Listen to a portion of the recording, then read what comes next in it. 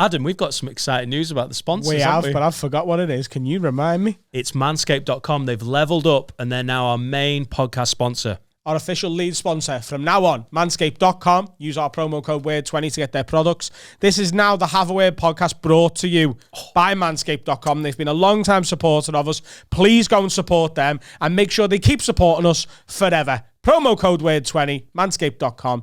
Enjoy this week's episode of the Have a Word podcast brought to you by manscaped.com. It's going to be a belter. Manscaped.com.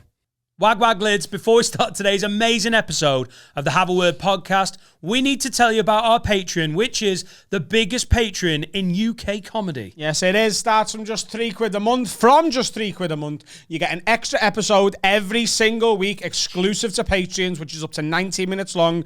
You get 48 hours early access to these public episodes and access to the entire Patreon back catalogue, which goes all the way back to last summer. And the money we make from the Patreon, we put back into the Patreon. We've been making Patreon specials. These are so popular. They include the Ghost Hunt, the live show. We've got more in the pipeline. But the big ones are the lockdown lock-ins, where we got shit-faced in the studio, recorded it all, and turned out some amazing podcasts.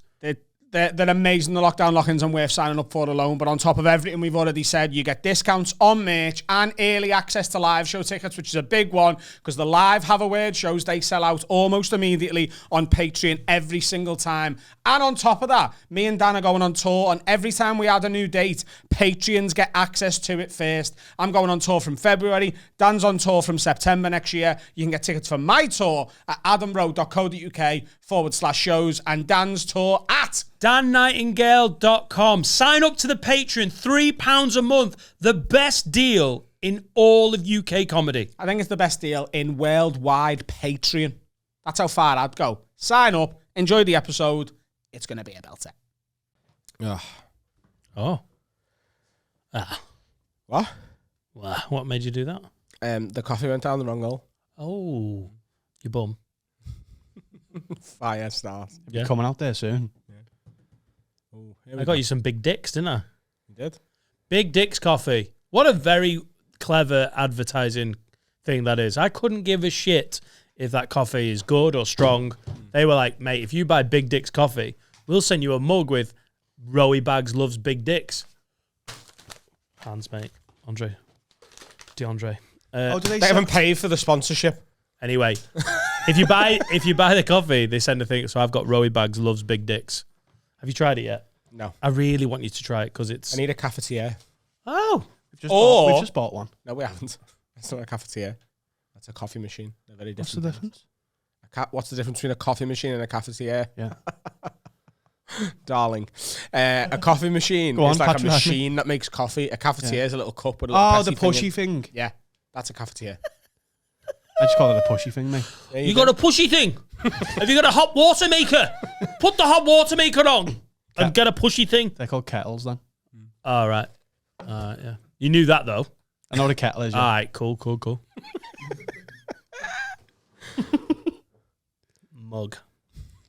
How are you? Got a sore throat still. Yeah. I thought it was the Rona. Isn't the Rona. Hope it's not the Rona. Because if I ruin your trip to New York, I'm going to feel bad. And you might hate me.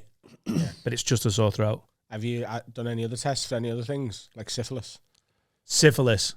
Fuck. It's big now. There's no syphilis test available in the UK. Do you know that? There's no PCR tests and no syphilis tests.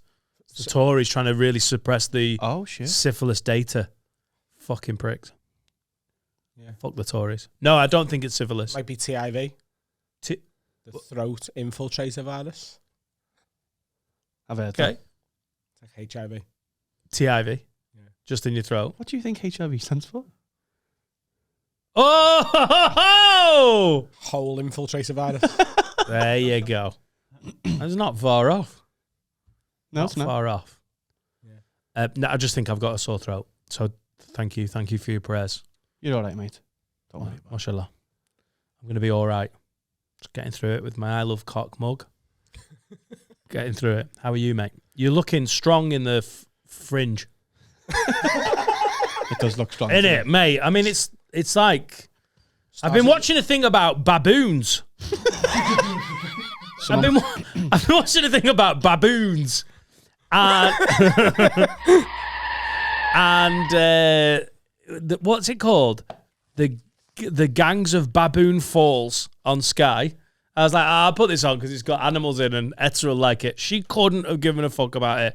She's like, they've got sore bottoms. She hates baboons. Oh, the little red asses. They're horrible little prolapse, like the baboon prolapse. They seem fine about it, but to a kid, she's like, that's a prolapse. Even at 4, she's like, I'm not having that. She knows the word prolapse. She knows it's Watching instinctive. a baboon documentary. Yeah. I think she's gonna be. Daddy. She's gonna be. Are they all prolapse? She's gonna be less Chinese than that. She's gonna be a proctologist. But you look like one of the alpha baboons. You look like you've come in here and gone. Adam took the one positive word in that sentence. Alpha, yeah. Baboon's a positive thing.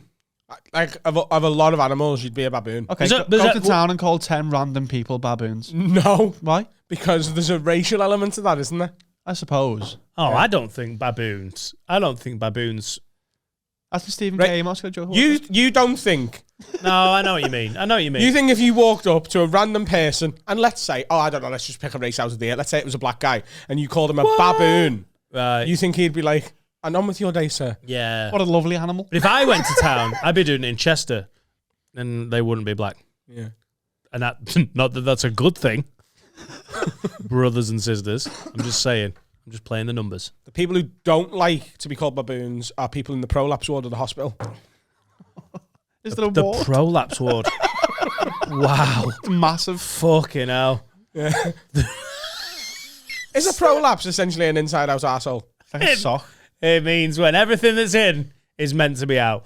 Of all the alpha baboons in the room, you are the most likely to suffer a prolapse in your adult life. Oh, I don't know, though. You don't strain. It all just happens, doesn't it? Actually, the prolapse is more likely to happen, with vigorous fisting. I don't know what you get up to. And It's not vigorous. Is it not? You're quite a gentle fister. Go play at him.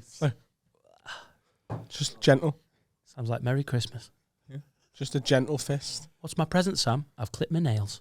Oh. You don't need your nails doing if you fist it because your nails are tucked to your hand. Bullshit. You don't. Come on, bro. You don't fist with your fist. Like Riddick Bowe. No. Fuck off. You punch it.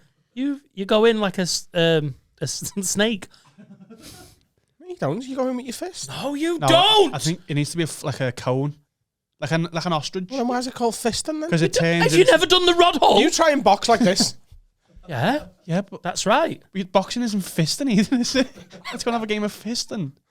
Boxing is with your fists. And so's it's just punching fannies. That's all it is. What's this? What?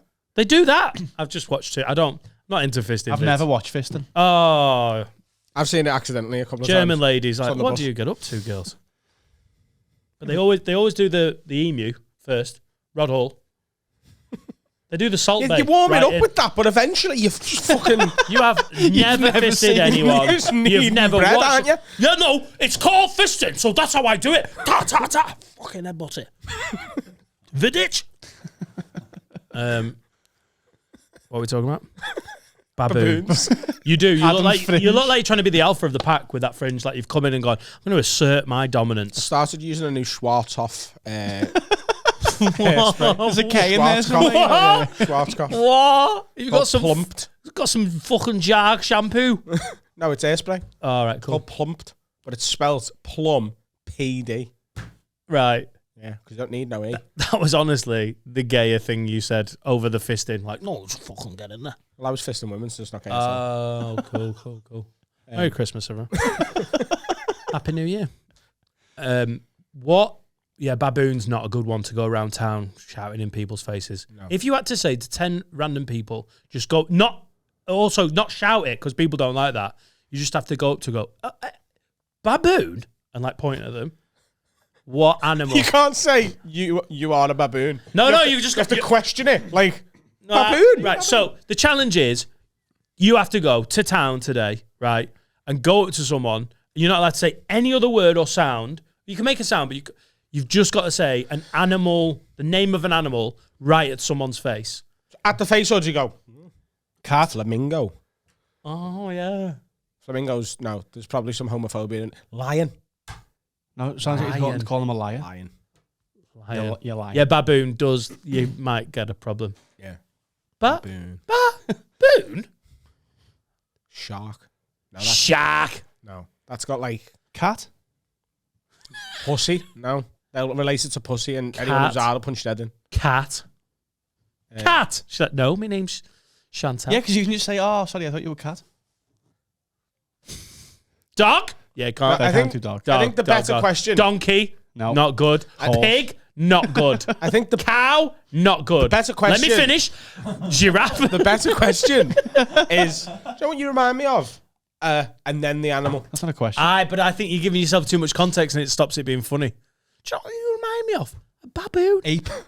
Because of your prolapse, love. Saw your fucking ass out. And stop wearing jeggings, you dirty bitch. That's offensive, innit? Yeah. You ruined it with the end. The animal bit wasn't the worst part of that, was it? Fucking hell, girl. You want to stop wearing leggings, you mate? Look like a fucking baboon's asshole. Jeggings and pants are also. Like, people wear them as, like, jeans. Like that. No. They're wrong. Like, people wear them as, like, their only cover from the waist What's that? down. Just wear them like leggings. That's what leggings are, Carl. No, but I'm saying, like, they don't look nice. Yes, they do. Leggings are fine. I'm Oh, talking they're on, fantastic. I'm talking on the wrong person. Oh, yeah. It's usually the wrong person who decides to wear them. Go to Primark and have a look. I don't know.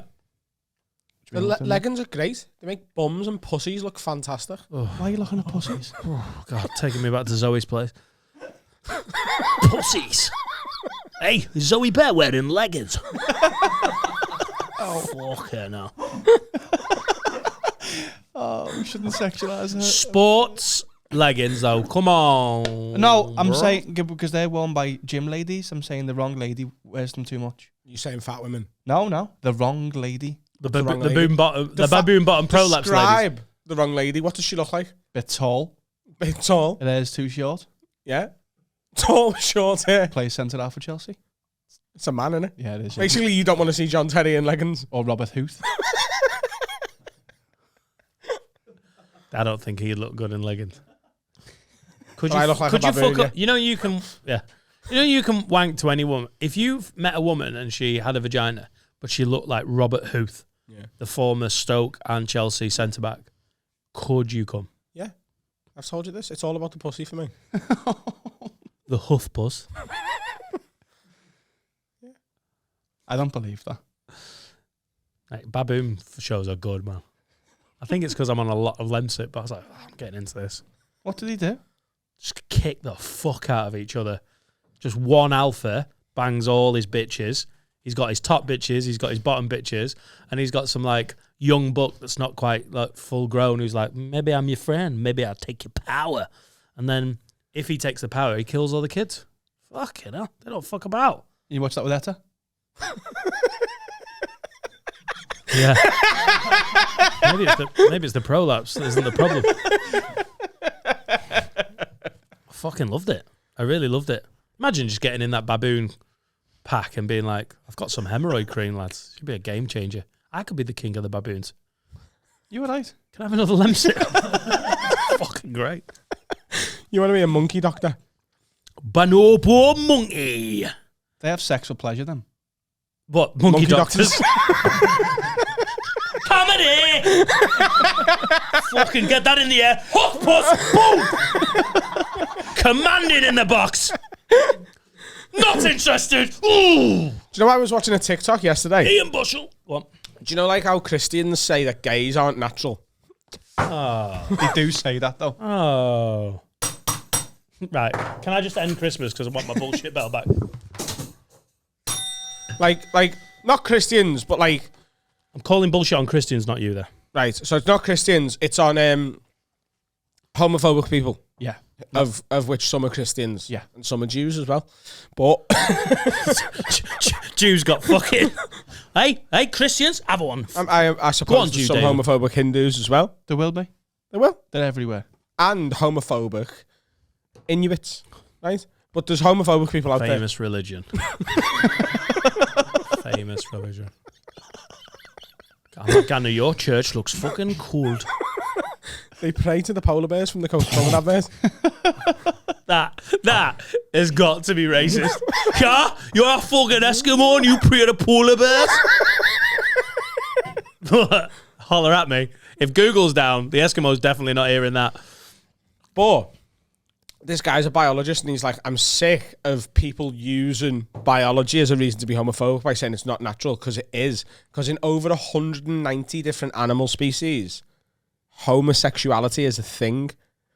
There's a species, I think it might be bonobo monkeys, or it might be chimps or something, but they're 100% bisexual, every single one of them. Like, whether they're given a fanny or a dick, they'll have a go. They just love to party. Yeah. Lots of animals just bum though, don't they? Yeah. But what he said is because it's so prevalent across all of nature, there must be a biological necessity for it. There must be. Otherwise, it wouldn't be that common. Yeah. Science says, like, we need the gays. Oh, I've never thought about it like that. What would the biological necessity be? Maybe it's the slow population growth. But isn't that the very opposite of what life does? Doesn't just life recreate? I've never even considered this before. But pleasure? isn't that... Surely pleasure's a necessity. Right. But how's that biological? How's pleasure biological? Like, maybe it's for fashion. The clitoris? There you go. I think we nearly answered an important question and then we got bored. A lady for fashion. I think Darwin. Maybe it's to keep glitter ball salesmen in business. Shout out. Oi, by the way, this whole thing. This is shout out glitter ball salesmen. Shout out glitter balls. Shout out the gays. I'm all for it. Like, genuinely, the whole thing about gays are better dressed. You're like, not the gays I've seen. I'm not. Can I question that? Well, you going to gays here? No, I'm absolutely not. But I think it's almost like a weird stereotype. They're like, obviously the gays know how to dress. You're like, I think some of the gays don't know how to dress. Yeah, I know. And there's also a positive stereotype that they're all clean, and some of them are dirty. Some of them roll in mud all day long, and then get bummed. Right. And is that a made up gay in your head? Is that the piggy gays? You're a dirty little piggy. I am, Adam. Come and see me in the sty. Like, some of them are clean, and some of them are filthy. Some of them haven't washed for weeks. Also streets do that. Who are these gays that you've just made up in your head? I'm just saying, statistically speaking, there must be a Peppa Pig jumping in muddy puddles gay somewhere. Yeah. Right. Yeah. I just can't. How is anyone in the year 2021 still going, oh, it's wrong? Like, just grow the fuck up. Do you know what I've never... However, they're not all best dressed. I've seen some fucking... Do you know what I've badly also dressed never states that are understood? gay, like... You know when, like, straight men are like, oh, fucking gays, shite. It's about men and women and fucking in vaginas. Yeah. Stop drinking in Weatherspoons, Adam. Go on, carry on. Right. Yeah, I'm sick of having these conversations. Surely those men, right? These are so made up. Fucking gays. It's all about men and women. That does exist. I know it does, but it's like some gays roll around in mud. And a dirty gays, statistically speaking, and I have the data. And some straights are like, fucking gays. I hate them. Dirty gays. No, but like if there are gay people, then there are more. There's more women for the straight men, isn't there? There's more women to go round. Yes, good thing. Not that women are property to go round, but just means statistically speaking, there's gay women as well. There is gay women, and you know, there's bad sides of everything. Shout out my lesbos. Yeah, I can't imagine being asked what someone else was doing that much. Like, just also, why do you always bring children into it? It's so like, but what about the children? You've got to think about what kind of influence is this having on a younger generation. Well, if they're gay, they're gay. You fucking idiots. If a kid's gay, it's gay. It's not just because like they've been exposed to gay stuff as a child. Yeah. Like we knew my cousin was gay when I asked him to lend me a DVD and he asked for a deposit. I was 6 and he was 7. The gay's good with money? It was just... I don't think he came out as gay. I think he came out as a TSB manager. That's fucking brilliant. Laura's brother Sam was so gay when he was a kid that he peaked. I think we talked about this at the London live show. He came out, but people won't have seen it. Oh, fuck, that was a good live show. And he came out and he was 15 and he'd really built up to it. He was like, Mum, Laura, Tom, sat them down and went, I'm gay. And they all went, we know, love. We've known since you were fucking 3 and you were doing a hair salon with all your Barbies. Oh, it's fucking brilliant. He's so funny. He was staying at Christmas. It's so fun hanging out with Sam. But yeah, just like cunts use religion as and youth as an excuse of like, well, it's disgusting because of the influence it has on like kids. You're like, mate, kids, if you're born gay, you're gay. Yeah, but in the Bible, weren't they all doing that? In that time. What? Like, kings were shagging men, weren't they? Here we go. No, but they were. Like, that's true, isn't it? Yeah, Romans, Yeah, yeah. But Christianity shat on a lot of that, didn't it? Like, But also, there was a lot of oppression of women and all, like, I don't know. and you know, have you heard the phrase, it's not gay, it's rugby? I have heard that, yeah. Right. So that's sort of what they were doing back then. It's like, it's not gay, it's just I can fuck anyone because I'm the king. That's what I mean. But Yeah. that's... But their argument was, it's not gay. They basically, any hole's a goal to Henry VIII. He's got 2 hat-tricks as well. I think Christianity ruined a lot of the fun of it. I think they came along and fucked over paganism and all of the... Like, I think if you go back far enough, before Christianity got its weird, bigoted hands on stuff, I think the Romans, the Greeks, they were like, yeah, this is fun. Stick that there, stick this in there, let's have a party. And the pagans, I mean, in this country, it used to be fucking miserable and they're all in huts. So they used to take mushrooms and just fuck everything, get a wolf head on and have a party. And then the church came along and went, well, that's wrong. And this is how, and it's just all Why got did the church stifled. want to stop it? Do you know what I mean? Because they had their rules, didn't they? God created man, God created woman. It's that kind of shit, isn't it? I mean, if you're talking about working class socialist conspiracy, you'd say that the best way to control population so that the ruling classes keep control is to put rules on everything. To go, you can't do this, you've got to do this, marry one woman, have a child, do a job, otherwise God is judging and then you go to hell. And really, that's why the holy man and the ruling power, the king or whatever, the emperor, has always been side by side, because fear of the eternity and fear of the afterlife has been a tool of keeping poor people in their fucking place. And maybe shagging about and women being uppity was part of that. Shut the fuck up, stay in your place. The pagans had it right. Boudicca was like a pagan queen, wasn't she? When the Romans invaded in 30 AD, the one that attacked London and sacked Londinium was a pagan queen. She rocked up with all the British pagans and fucking sacked London. Bad bitch. Boudicca. Do you think on some level we're all bisexual? I think if I'd have been a pagan, we're talking fucking 100 BC, a British pagan, and I was doing shrooms, and I lived in Lancashire. Say my heritage was still there, and it was as cold as it is now at the end of December. Stick a wolf head on me, and bang some mushrooms in me. I'd probably fuck anything in a hut. Right conditions, a little bit of mead, a little bit of mushrooms. Stick my dick in a boy.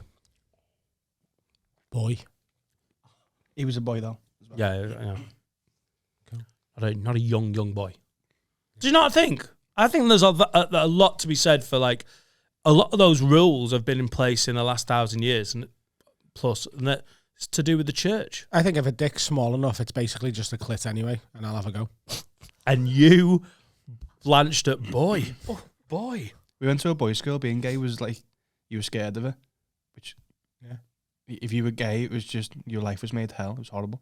Well, that's not really true, is it? I think we're over. Like, there was lads who were gay in our school who, they weren't bullied for being gay, but everyone else was bullied for, like, everyone else was bullied for the potential to be gay, but the gays weren't bullied for being gay. It was weird. Funny. Yeah. It was like, they're gay. Don't have a go at them for being gay, because they're gay. Well, they weren't out. But if you used a gel pen, you were gay. Yeah, the pejorative, you're gay. Yeah. Yeah, you didn't want that. Yeah, like, unless you were gay. But then if you were, you didn't get it. Because it wasn't an insult to them. If it was like, you're gay, they were like, I know. I'd love to know what schools are like. Yeah, I am. God, you're so gay. I know. How out were they? What? How out were they? They weren't out. They weren't out. No one comes out in a boys' school. No, they weren't They were just taking deposits. They weren't out, but they were, they were hardly in. And then back out again. You know what I mean? Back in. I realised that having a mug saying I love cock for the whole of this was pretty intense. You went to I'd love to know what school was like I'd love to know what school's like now for that sort of tolerance of that sort of stuff. Because this is 10 years ago, 12 years ago, you were at school? No. In my head, Cardinal Leaning is 14. exactly the same as when we were there. It probably is. I don't know. And it could be worse because of social media and the fucking grim shit you could have put with that. I don't know, man. I don't know. Maybe it's, the teachings are different, but I don't think mine's Teachings? I think... Yeah, like, I think... Miss Smith's probably like, be nice to the gays. We didn't get that in school. I think No, when we were there, she used to tell us to burn them. Yeah. Well, she's an RE teacher. She is. Sorry, what? We used to do, we had Cardinal Leaning's own prayer, Right. but it was like a song. I We'd start every RE lesson. I forgot it. What is it? She'd go, oh, Jesus, Mary, Mother of God, burn all the gays. Wow. Burn them at the stake, and then use them as steak. Have them with chips and pepper sauce. Burn the gays. Please don't clip that out, anybody. And that's actually where béarnaise sauce comes from. She invented it. Yeah. She sounds good. She was 23 at the time. She was a scary woman. But yeah, I think they're probably taught differently. Is it PHSA? I don't think the teaching would be much different, I would bet it? it is. Just think... Because social media's now a teaching, isn't it? And they're probably like being kind and shit, and they're learning. They're definitely learning different things when we went to school. Definitely. I hope there's more tolerance for stuff going on. I think they're a bit less... I hope they're a bit less bothered. When, like, also the whole thing of like, you're this, you're gay, you're straight, you're bi, you're a trans woman. When's that gonna? Are we finally in It's an all the era? same person he was talking But to. no, but is that blurring a bit? That'd be good if that started blurring. So we like it'd be a bit more progressive to go. Yeah, you're not any one thing. You're just who you are and where you are on any one of the spectrums. Slowly, Blair. Just love it if that was going on in schools, because that was not happening. Like at my school, I don't even think we knew who the gay kids were. A toxic boys' school, which ours is. It's unlikely that's going on. Yeah. It's a boys play It's a fucking footy. damn shame. It's a Cardinal Leaning Catholic Sports College. It's Well, the full title. if you're there and you're gay or you identify as anything that isn't fucking, frighteningly hetero, just stick with it, point to kid. me when you said that? Just stick, because you just sang the "Burn Gays at the Stake" song. That's the I know. I'm just saying. I must be teachers. I know. Hey. I refused to sing out to protest. I'm not gonna Actually, attack Learned you. the words, though. You're the alpha baboon, mate. I'm not coming for you. Just stick with it, kid. You'll be all right eventually. School means nothing. Even if it's rough now, just keep going, because gradually all the people around you will improve as you fuck off the idiots that you don't have to hang out with and find people who are sound that you like. That is life. It's beautiful. Just gradually you start going, oh my God, there's less pricks around me. And you're like, oh yeah, because I get to choose the people I want to hang out with. So if it's rough now, if you're 15, just stick with it, man. I think it's going to get easier. Even by A-levels, it'll get easier. The reason I got offended by that alpha hetero thing there is I think I am a little bit gay. Talk me through it, kid. I'll tell you what I mean, right? I would rather be in a relationship with a man, but we both get to have sex with a woman on the side. That's just wanting the best mate, innit? Yeah. Is that just Imagine me and you getting to live together forever, but every now and then... unbelievable. Yeah, But I went don't- to our, girlfriends, had sex, quick cuddle, come back to me and you playing FIFA. I think that's the future. I think what you're describing is divorce. Why? So you marry Sam, you marry Serica, Yeah. goes to shit. What's your first thought if that happened at the same time? We What move in would together. We're probably going to live on the same street, so it would be ideal to just send Carl to my house and send Sam to Serica. this isn't working out. Grab the bed in. You're off. Yeah, but I don't want divorce. I want the girl there for sexy times. He wants his cake and fuck it too. Yeah, I want the girl there, and I'll still be nice to her. I'm not using her because she's using me as well, and she can go off and have a relationship with whatever else she wants. Well, that's but not we what I have want. a little bang time 4 times a week, and then the rest of the time it's just me and Carl shopping, going for scran, and it's not like, oh, I don't know what I want to eat. Not there. It's just, where do you want to eat today? Oh, I don't know. Right. What? Oh, I don't know. Just walk into the first restaurant, and it's sound, innit? Because men are reasonable, and then we get to play FIFA. Do you have to fuck him at any point? No. Yeah, that warrants Right. it. No. What's different about your life now than the one you just described? Because I have to live with her and not with him. But you still get to play FIFA and go for food with him all the time. You get to work with him twice a week. It's just better if that's the denominator. That's all. That's the constant. And it's just, oh, it's Thursday at 9. Bring the women round. Thursday at 9. Pussy time. What's your local league, innit? No one's off. I think it'd be better Put the for game everyone. down. Pussy time. It would be better for literally the entire human race if men I'm talking purely from a heterosexual point of view here, right? So the men live with men and the girls live with girls and they just, every now and then, they just like, right, let's have a quick bang time. Let's have a cuddle. You still okay? Do you want any juice? Okay, off you go. I'm going to play FIFA with Carl and go out for food with Carl. That's just, you're describing how young men live. That's having a flatmate and 2 girlfriends. Yeah, but I don't ever want to go for food with the girls. I think you're sick of going out with Sam or shopping. I don't want to have to do anything. Right. Now, I'm saying, it sounds good. What you're describing is my life as a younger man, and I miss those days quite a lot. What happens when that 9 o'clock fucking pussy time turns into 9:15 conception time, and the lady who lives 2 doors down is pregnant with kids? What is kid or child? Yeah. Well, I'll take a day out from me FIFA and Wagamama schedule. Oh, I'll be there for Wagamama, yeah. Yeah. I'll be there for the birth, and then me and Carl will raise the child. The kid comes to your house. I think that's best for everyone, isn't it? Wow. Because childbirth can be really difficult on the woman and she might need a break for a bit. So we'll raise it for 3 or 4 years and then give it back. Right, cool. Easy. Oh, no, we'll raise it till it's 7. Big man. Because I think it was Watson who said, give me the child until he is 7 and I'll show you the man. So we'll make him a man. Give him back to the... So you do the hard bit. Yeah. And then when he... Yeah, teach him how to play footy. Wow. Phoebe boss of footy. Sounds fucking great. It does sound great though, doesn't it? The kids. No, the kids will be fine. Yeah. 2 homes is better than no home. Kids love FIFA. Seen that on a poster on a bus So stop. forgetful. What? Who's fed the kid? Oh, fuck. I did it last week. Yeah. No, because you have a regimented schedule. What a fridge. Right.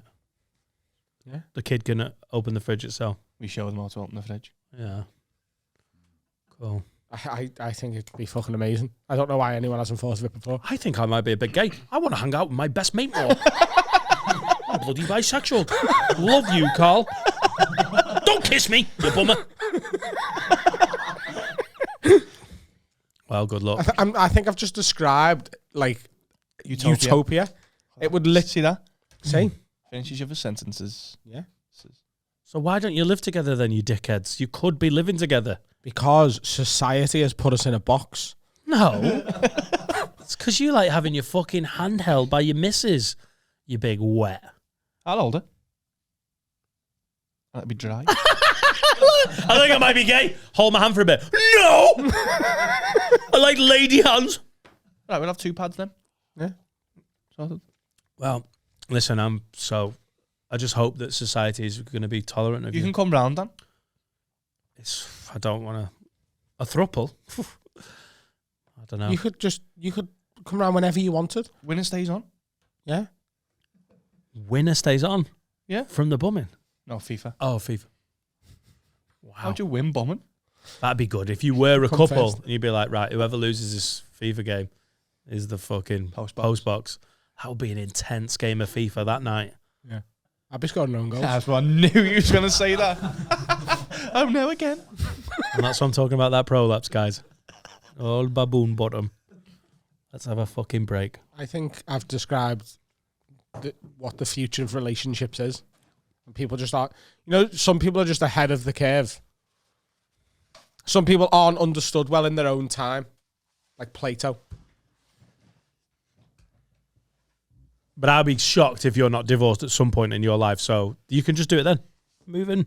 Buddies. It's not divorce. Because in divorce, there's no side sex. There is the new girlfriend. No.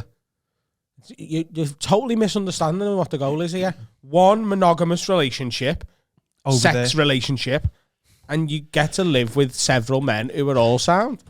Several. The fucking idiot at the end of that monogamous relationship. I don't mind. I do my lifetime alone. Bye, babe. No, because they get to have the. It's not just. What women it's not want, misogynist. is it? What? It's not what women want. You know what women want.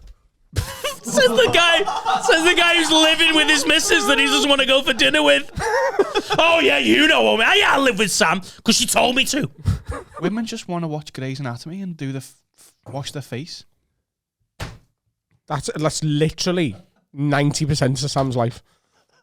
Washing her face and watching Greys. And you said she's not enjoying the podcast recently. I don't know why I did. Hi, Sam. Can we have a break? Yeah. Oh, yeah. I need someone lemps it. You know there's a disturbance in the force when it's me doing an ad read because I don't do this shit normally. But Manscaped have dropped a new ad. It's important. We love these guys. They've supported us, so support them. This ultimate package includes the amazing Lawnmower 4.0. Manscaped, the leaders in male grooming, have done it again. 2 million men worldwide that trust Manscaped with the new Performance Package 4.0 by going to manscaped.com. Use the code WORD20 for 20% off and free shipping. That's specific to the lids to this podcast. Inside this package, you'll find the Lawnmower 4.0 trimmer, Weed Whacker, ear and nose hair trimmer, Crop Preserver ball deodorant, Crop Reviver toner, performance boxer briefs, and a travel bag to hold all your goodies. First off, the new Performance Package 4.0 includes the new lawnmower. This trimmer is insane, and I dare say the greatest ball trimmer ever. Their 4th generation trimmer features a cutting-edge ceramic blade to reduce grooming accidents thanks to their advanced skin-safe technology. It also has this amazing LED light, so if you're a maverick and you shave your balls in the dark, you can see where you go. And as I said, the Weed Whacker is amazing. It uses a 9,000 RPM motor-powered 360-degree rotary dual blade system. You get all of this kit within the Performance Package 4.0 and then seal the deal with Manscaped's liquid formulations. Their Crop Preserver ball deodorant for before leaving the house and the Crop Reviver ball toner. Manscaped even throw in 2 free gifts with every Performance Package 4.0. Get 20% off and free shipping with the code WORD20. Treat yourself. Go around the house, see what else you can shave. But shave everything. Carl, can you shave pets? Don't shave you pets' balls. Just use it on yourself. 20% off plus free shipping at manscaped.com using the code WORD20. Aye? Hello, you naughty little cunts. Welcome back. Hey? You want a bit of fucking prep, boy? Idris Winston's here. Oh, no, I don't like it. I was being generic naughty cockney cunt. Turn your fucking It's on vibrate. vibrate. I know, I can hear it vibrating. So what do you mean Turn turn it it to on? silent. You It's can't an have your iPhone. phone on complete silent, you absolute fucking We're sociopath. recording a fucking podcast that pays us very well. It's an iPhone. It Turn doesn't it off exist. for a bit. What? You don't have a silent mode? No, No. vibrate is silent You mode. can put it on Do Not Disturb, to be fair. I'll put it But- on my ass. Just hear you buzzing on the fucking production desk. Be What a if pro, it's an Carl. important message from Is like it a supermodel who wants Is it fuck? a car fixing? Just another picture of a dog, like a video of a dog going, fucking hell, he's done a step over. Whoa. That was good though, wasn't it? Viral thread. 1.1 million. Just on Twitter. Got that a mill on Instagram. The as well. sensei is very good on social media. I'll give him that. Thank you. I just thought you were being a cunt and you weren't putting it on silent. So your phone is on silent. Like silent. If you get a text now, Yeah, but I'm not as needy as you, am I? No. Like you're like, oh my God. what if a local nursery's on fire and you're the only one who can help? Wow. A Runcorn nursery is on fire and they're like, do you know who we need? Podcaster and potential nonce, Dan Nightingale. That's the guy we need. You've got to be a special kind of nonce to be fucking kids while the building's on fire. At least put the fire out. It's the way you feel like you have to explain it all and say all the words. I'll put it this way, Dan. Oh, fucking Jimmy innuendo. Outside Don't this worry, room. lads, if you were doing a joke in your head, Adam's here to fucking smash it in. Outside this room, everybody could be dead. Everybody from this fire. And in here, you're the most responsible. So a fire has started in a nursery and now it's burnt the whole of the world down. No, Because we're in Runcorn and that chemical plant, there was some gas in the air. Do you know what? And there is a nursery up the top and then over the hill is what looks like a chemical plant. Having said that, who is dropping their kids off next to a fucking chemical plant like, see you later, don't grow any more fingers, bye mommy? Jesus Christ. Yeah, you know, I'll just have to take the risk that there's a nursery fire and they should maybe ring a fire. No, they're all dead. I nearly said fire ambulance. What if there's a terrorist attack and they've got your family? They're holding them hostage. You sound like Laura. This is how Laura said works, right? The more I hear about Laura, the lock more the doors. logical she seems. Lock the doors, because I don't know that ISIS aren't going to come in and take us hostage. If the door's locked, that's the end of them. Have you locked the padlock on the side of the house? Because if not, think about the Taliban. Yeah, you are an idiot with that, though. The house needs to be locked. I don't think you understand where I live. I do understand where you live, and that's how they get you. The Taliban. They're like, you know who we need to attack? Dan Nightingale in Sogo. No, what they don't if care he's who you are. No, we'll wait till he's doing his podcast near that nursery that's on fire in Drunkon. Do you reckon ISIS and that will ever go for like the smaller towns? Do you reckon there'll ever be like a Grimsby terror attack? And if there is, do you think anyone knows? Hey! He popped it up himself. He smashed it down himself. No, but do you reckon they will? Because I feel like you're safe, aren't you? You're safe from terrorism in Chester for now. I mean, we're not even in Chester. So Exactly. we're definitely safe. We're in a little fucking village outside. Yeah, I feel pretty safe. But do you reckon they'll ever, like, for the elements of surprise? Nobody expects a village attack. Because, like, obviously the Liverpool terror attack, I'm doing stand-up about it at the minute. It was funny. Like, I'm not laughing at the driver. I'm laughing at the Could guy have who killed been himself. horrific, couldn't Yeah, but it wasn't, and that's what's funny. it? Sinister. But that does make Liverpool feel like, you know, we've earned our strength. But finally a big club. It's like getting a Champions League, isn't it? Getting chosen. Yeah. That terror attack was It not shows a that we're Champions worth League. attacking. Come on. It's a Europa That was League, a wasn't it? fucking League Cup win at best. 100%. Yeah, I know it what you was mean. I pathetic. know what you mean. But, like, the fact that we were a target at all It was silverware. is like, it's a charity shield. Do you know what I mean? There's loads of London clubs. Like, New York is obviously the big one. Then London got, like, they've had a few. Manchester, Paris. probably the worst one. Oh, that was fucking awful. I was in Manchester that night. Ugh. But, yeah. It's That's almost like I was admitting to something. I was in Manchester that night. Busy night. But that David Walliams tweet. What one? Who died? Was it Prince? Yeah. He was like, oh, I knew him. I met him at a charity gig. It's making something bad about you. Or what I mean. Yeah. David Walliams started it. Anyway, how did we get onto terrorism now? Oh, yeah. Turn your phones off. Do you think do you think you're safe? Because I have genuine silent mode on my phone. Oh yeah, it was the nursery on fire. Yeah. Silent mode. I'll tell you right now, God forbid that there is a terrorist attack, because if it's happening during one of my naps, it's not being interrupted unless the explosion is within my sleeping earshot. Honestly, do you know, if I've had enough to drink the night before, you could blow up my kitchen and I wouldn't know. It'd look the same. Like, honestly. After a night out, Al Qaeda have just attacked Adam's kitchen, but he was drinking the night before. He's like, fucking hell, I've smashed this up. I've had a heavy one there. Goes down for his 4 a.m. Vimto.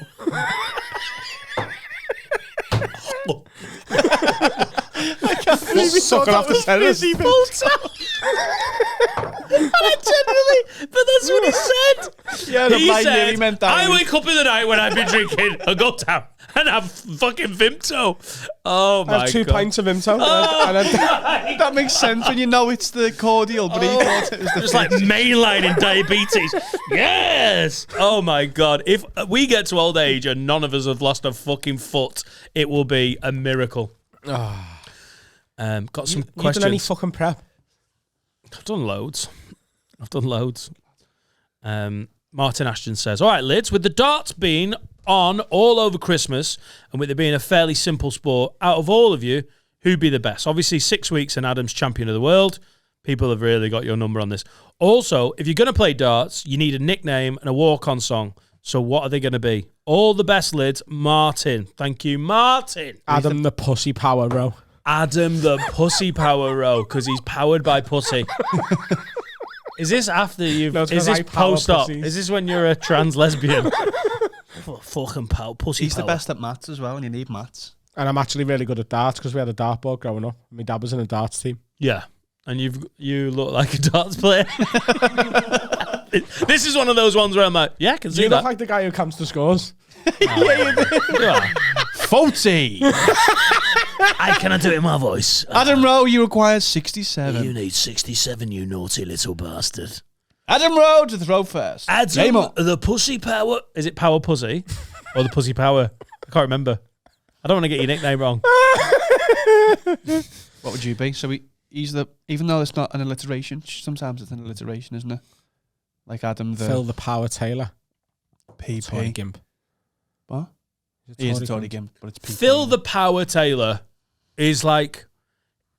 because he was so good and because that nickname was so long-standing, it's a good nickname. But if he just turned up and like, was he young and he was like not very good, He's working 14. his way up and he worked his way up and he was like, I'm the power. Like, all right, Phil. Phil's gay. Adam the Dart Player Row. Oh, Yeah, that. keep it simple. Yeah. Dan the Thrower Nightingale. Surely he'd be Dan Darts Rowe. Dan Darts Rowe. Dan Darts Nightingale. Yeah, when I marry Adam, because you explained what cohabiting's like, and I'm like, fuck Laura. She's Change been. it to Dan Flightingale. I tell you what, lads. Come on. Yeah, now, but are they going to be noncy about it and be like, listen, your name's actually Nightingale, so you're going to be Dan Flightingale Nightingale? Because I don't think they're allowed that. I'd have to go by Deedpole. Is it Deedpole or Deedpole?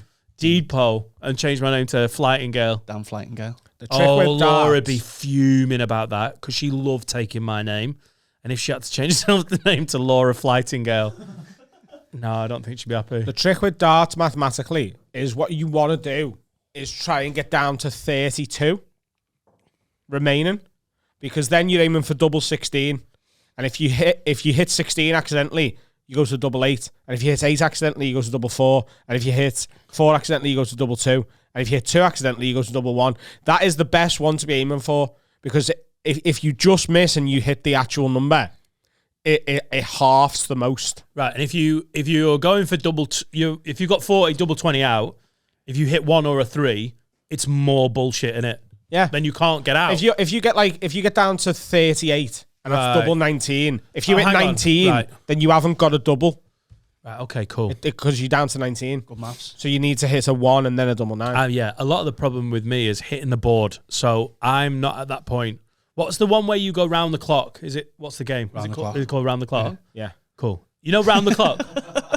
That's fun. That's fun. The other day, I've got a fucking dartboard. You know what we need? We need some sort of new premises, and I've got a dartboard Where the ready. fuck are we getting a dartboard? table tennis, if we get a new premises. If we get a new premises, we need a bit more space or something. Yes. So I've got a dartboard ready to go. I went to the Christmas markets with Sam, and for, like win a big toy thing. And you prefer to be there with Carl. Go on.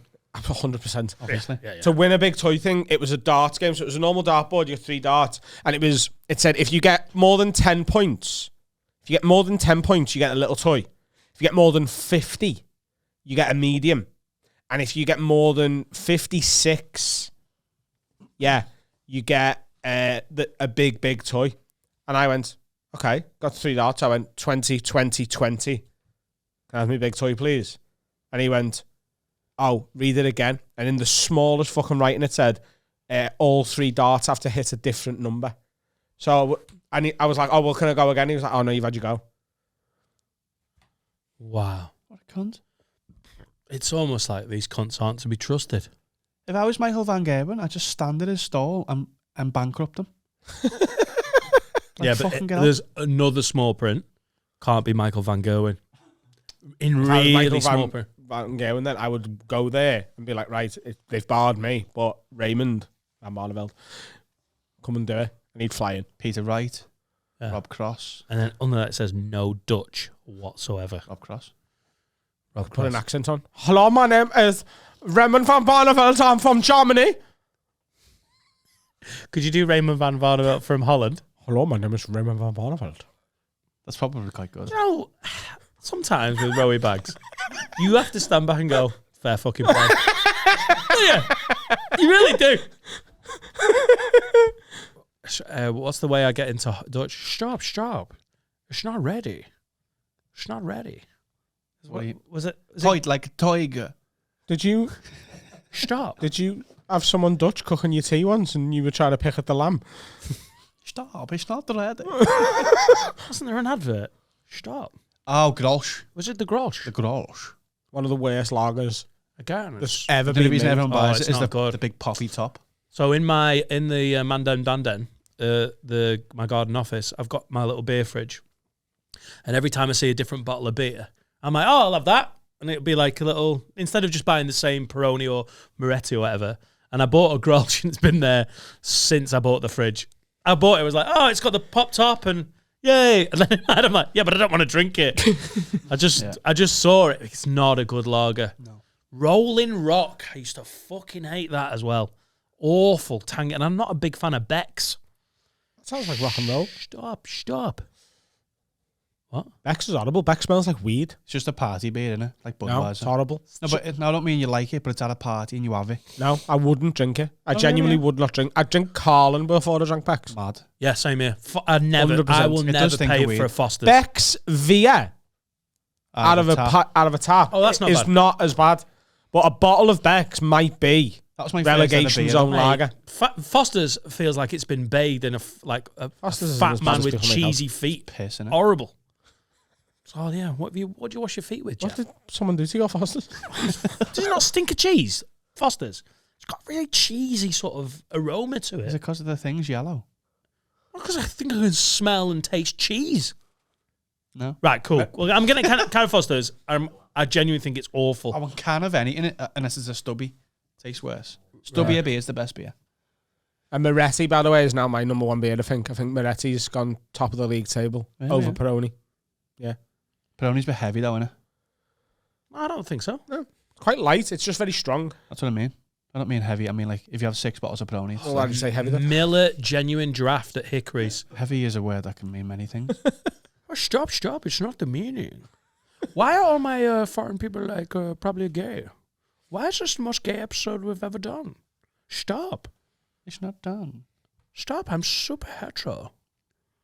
I'm from Germany and I want it in a body. Oh my God. It's very hard not to do the German as a little bit, Cam. Oh, Gunther. Wenn in Düsseldorf. I'm from Northern Ireland and I want cock in my fucking bum. How can you do a better Dutch and German than Northern Irish? Hi, fucking more.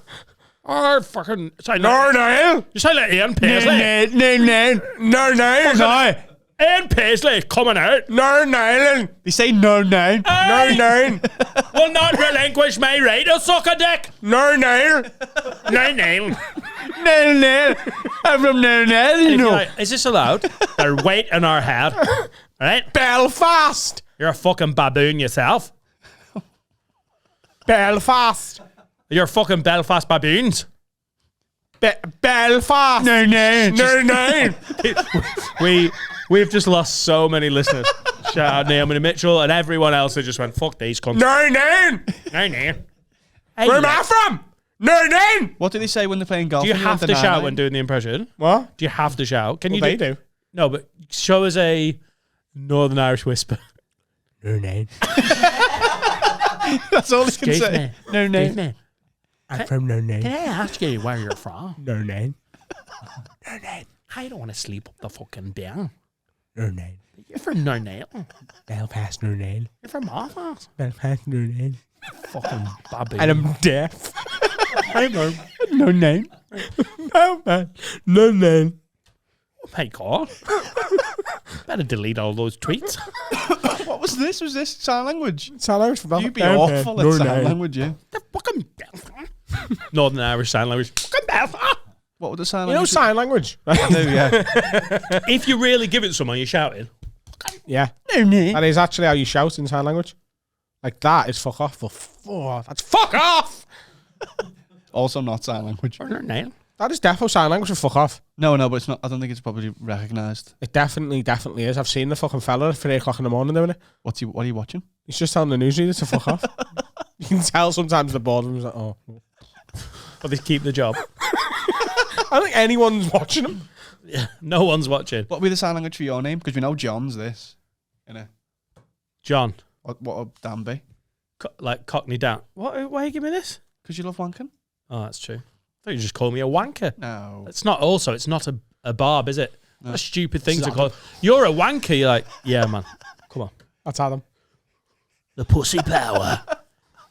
So, hang on. Adam, the pussy power. Can you say, we're going to Adam's in sign language? What's the noise? That looks like, do you want to come and bum me in the park? It doesn't mean that. Why? No. No. Daniel Kilduff, who's from No. If you could only, Daniel, if you email them going, I'm not from Northern Ireland, you're a monk. Daniel Kilduff says, if you could only have 2 of the following 3 in your life, what would you pick? Your phone, your eyebrows, or football? American football for Dan. If you don't choose the sport, then you can't ever watch talk about it with anyone. What a stupid question. I love Sandman talking about my eyebrows. What? So my eyebrows just have to come off, but I can still go on my phone and watch footy. Yeah. I could just draw them back on. Fine. That's a ridiculously bad question. You need a big pen for that. Yeah, it's your eyebrows, isn't it? Yeah. I love it how he's done it. Like, God, you did really have to think about this. For American football or my phone, where I watch everything on, like this is so important. Maybe change eyebrows to something like your legs. Wow. Makes it harder, doesn't it? Really? Yeah. Oh, now it does. Now it is harder. Yeah, it is, yeah. Right, so I could live without my phone. Sensei Carl's written in. He says, if you could only have 2 of the following 3 in your life, what would you pick? Your phone, your legs, or football? American football for Dan. I like my legs. I like my legs as well, and I like football. So you're losing your phone? I reckon I could... Like, I'm not good at putting my phone down, but if it was out of my life and I couldn't have it, then I think I could get used to it. Yeah. I stick my laptop everywhere. Let's get an iPad. 2 seconds. 2 seconds. That would be People brilliant. just get an iPad. There should be like a... You know, like when you get addicted to crack or smack or weed, right? And you can go to... Adam does drugs. And you go to like a rehab centre. Like, there should be one of them for phone addiction. Where you can go and like they just wean you off your phone. There is. Is there? So says Finn. There's like retreats where they take your phone off you for a few weeks and you've just got to live as if you're, pre-1990. I don't think the level of boring cunt that would be on that retreat. How many murders do they have on those retreats? Because Adam is not coming back without blood on his hands on that one. Adam, now we haven't got our phones. Let's talk. I think you'd have to... Are you a red or a blue? You'd just have to like offer good alternatives like books and magazines. Use the house phone. What? Use the house phone. Some of the projection that this knobhead puts out there. Is that just books or magazines? What do you mean? Come on. Why is that projection? Come on. No, Dan, he's waking up at 7 a.m. He'll read books till midday. I'm going to read a book a fortnight from next year. Cha! Upset me, nasty bitch! Cha! Upset me, nasty bitch! You don't even read the group sometimes. Upset me, nasty Yeah, bitch! because I'm trying to spend less time on my phone. You talk some shit. I'm going to start reading a book every 2 weeks. No, you're not. Fuck off. What's wrong with you all? Oh, You're God. going to get a Kindle. No. You were going to get a physical book. I've got loads. I've been collecting them for years and not reading them. And that's actually true. Where are they? On my bookshelf. You've got loads of books. You're collecting them for years. I've got at least 30 books. Right. I've got enough books to read one a fortnight next year and not have to buy a book. And that's genuinely true. Right. And I've never read a single one of them, apart from Jamie Carragher's autobiography, which... Stop! You've got to start with the classics. Dostoevsky or Carragher. I don't know. What a It's actually a really interesting book. My life is a fucking rat. And full disclosure, I didn't read the final chapter because I got bored.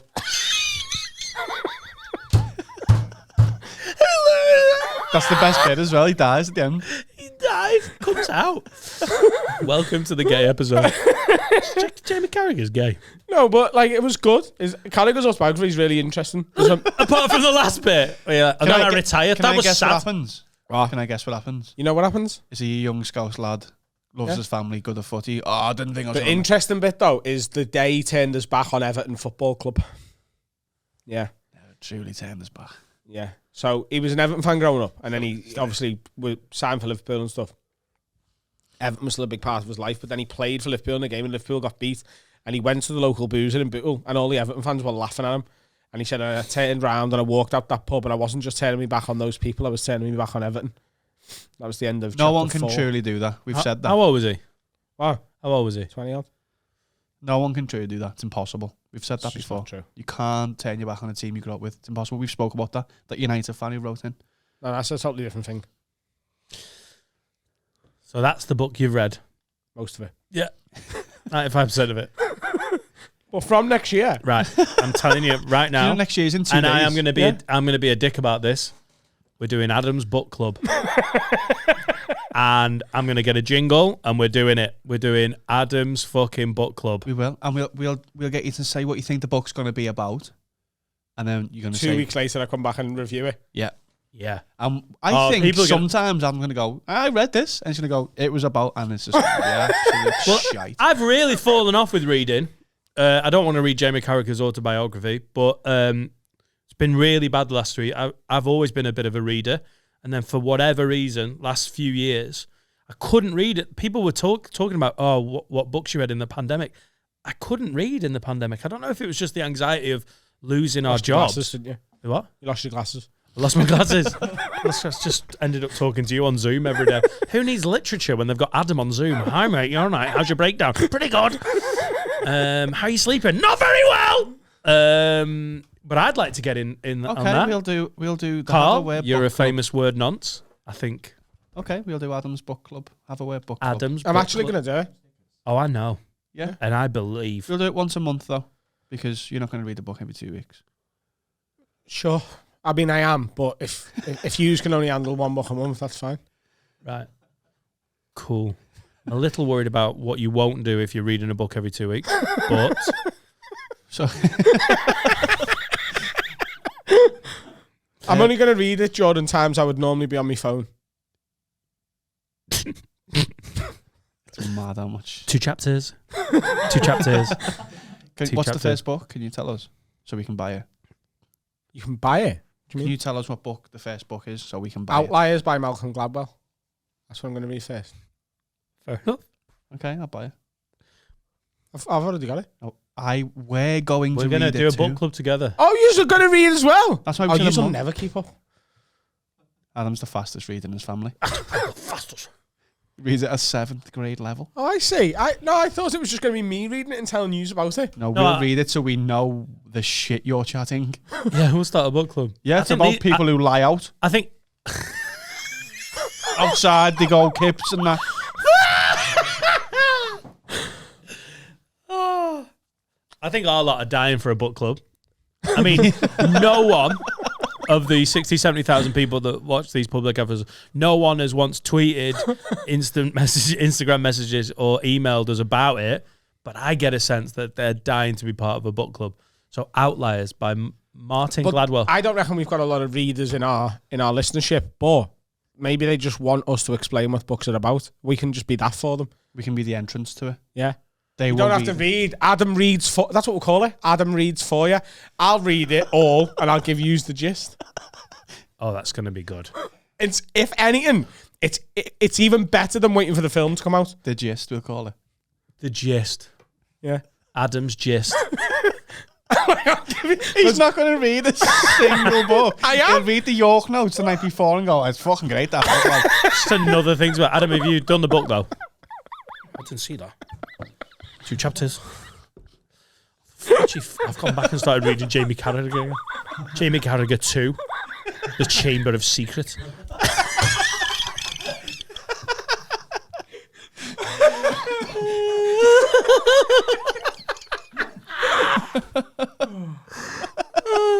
Jamie Carragher 3, The Prisoner of Newtley Willows. Oh, God.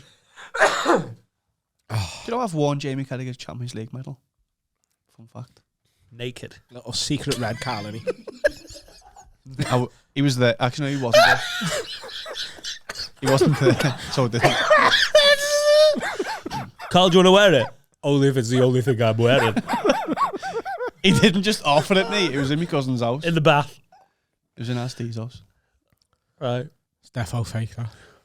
Yeah, he faked the Champions League medal. Got a fake with chocolate. How was the Champions League medal at your cousin Steve's house? Let me just track back some of it. Because they were very good friends. Right. That's the simple fact. RC is Jamie Carragher's best mate. So he let him pan out his Champions League, his most prized. Hiya, Jamie. All right. Yeah, it's your Steve. How's your mum? She doing all right? How's the hip? Nice one. Anyway, wondering. Been a couple of weeks since the Champions League, lad. I'm wondering if I can get a lender that fucking medal. Yeah, because I've got my mate Carl. And he's dying to wear it. Cousin. Cousin, yeah. I'm glad you corrected me on that one. That made it more fun. Yeah, no, you will wear clothes at the same time. Yeah. Last time you need to tell me about that. No more naked medal. All right, lad. Get on me. Migan. Oh, yeah. Big fan of the pod. Oh, God.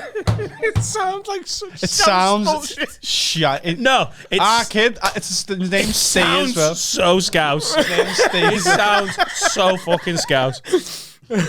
You've met our Steve. He's like the scousest man in the world. He is. It's called RSD, so there's a fucking star. Yeah, that's on his birth certificate. The letter R. RSD. Oh, so we're not topping that. Let's have lunch. All right, lids, we need to tell you about our sponsor, NordVPN. But if I'm being completely honest and sounding like a granddad, I don't know loads about VPNs. I do, though. VPNs are an absolute belter, and the fact you watch as much porn as you do and have never used one of these is absolutely fucking mind-blowing. It is essentially premium cybersecurity. It hides everything you're doing, and with one click of a mouse, you can decide you're in any country in the world. So, you know, like Netflix is in America is a lot bigger than in the UK. Right. You can go, I'm in New York, lad, and it'll give you American Netflix. If you want to watch a Premier League game at 3 o'clock in the afternoon that isn't available in the UK, you can go, do you know what? I'm in Saudi Arabia, lad, and I'm watching a bit of fucking Liverpool against Tottenham Hotspur. Can I be in Burundi on a Monday? You can be in Burundi on a Monday. Can I be in Dubai on a Friday? Dubai on a Friday. Oh, my God. There's 59 different countries on NordVPN. I think for me, because I've used this company for a couple of years, so it's a big benefit that they're now sponsoring us and I can sell them. They're the best VPN company in the world. The cybersecurity is next level. And we've now got a promo code that gets you 73% off up to that and a bonus gift if you sign up using our code. That's a lot. Go to nordvpn.com/haveaword and use the custom code have a word. And on top of that, 30-day money-back guarantee. So if you get it and you think it's shite, they'll give you your dough back. Risk-free, absolute belter, and an honour to have them on board as a sponsor. Migan. I didn't say I was pro-slavery. I said I'm not having an opinion on the matter. Yeah, well, let's keep it in the break. Glenn Wool's here! Hey! Glenn Wool, second time on the orange couch. Yeah, man. Got a tour kicking off on the 29th of January. Tickets at glenwool.com and the pinned tweeter at Glenwool on Twitter.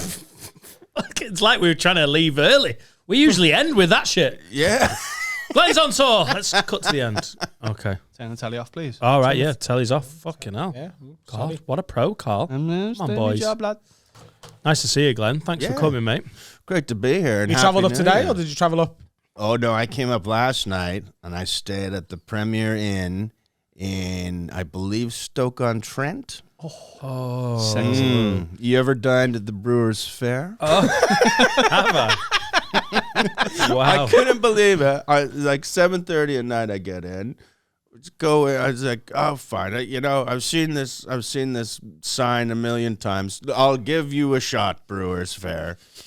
And there's It's linked to the Premier Inn, so is there a deal? Yeah, I was right. I don't know if I didn't inquire about the deal, but there was kids like playing on one of those grabby things like that. And I walked in the door, saw that, and the guy comes up and goes, do you have a reservation? Like, fuck off. It's okay, I know people. I'm in the industry. I just went like, no. And he goes, okay, well, let me just... And then he comes back like right away. Okay, we'll sit you over here. I'm like, what job are you trying for? We can squeeze you in. Yeah. Near the feral gypsy children. We'll find you. I think it's really funny when like hotels have a restaurant brand that they try and pretend isn't the hotel. That's the Brewers Fayre. It's a completely different business. It's absolutely nothing to do with us. Janice, could you just jump on the Brewers Fayre?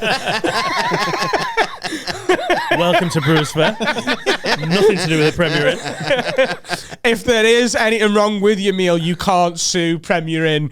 You can only sue this really small Brewers Fayre business. Yeah, nothing to do with Premier Inn. So you always just have big tubes of cereal out, just ready for the Did you have morning. breakfast? No, you pay extra for breakfast, and if it's just cereal, I can do that myself. Can I say this? Right, can I say this? Hotels need to get on board with the fact that people want to check out after lunchtime and they want breakfast up until like 1 p.m. Like this, we serve breakfast between 6 and 9. Needs to suck a bag of dicks and fuck off to infinity.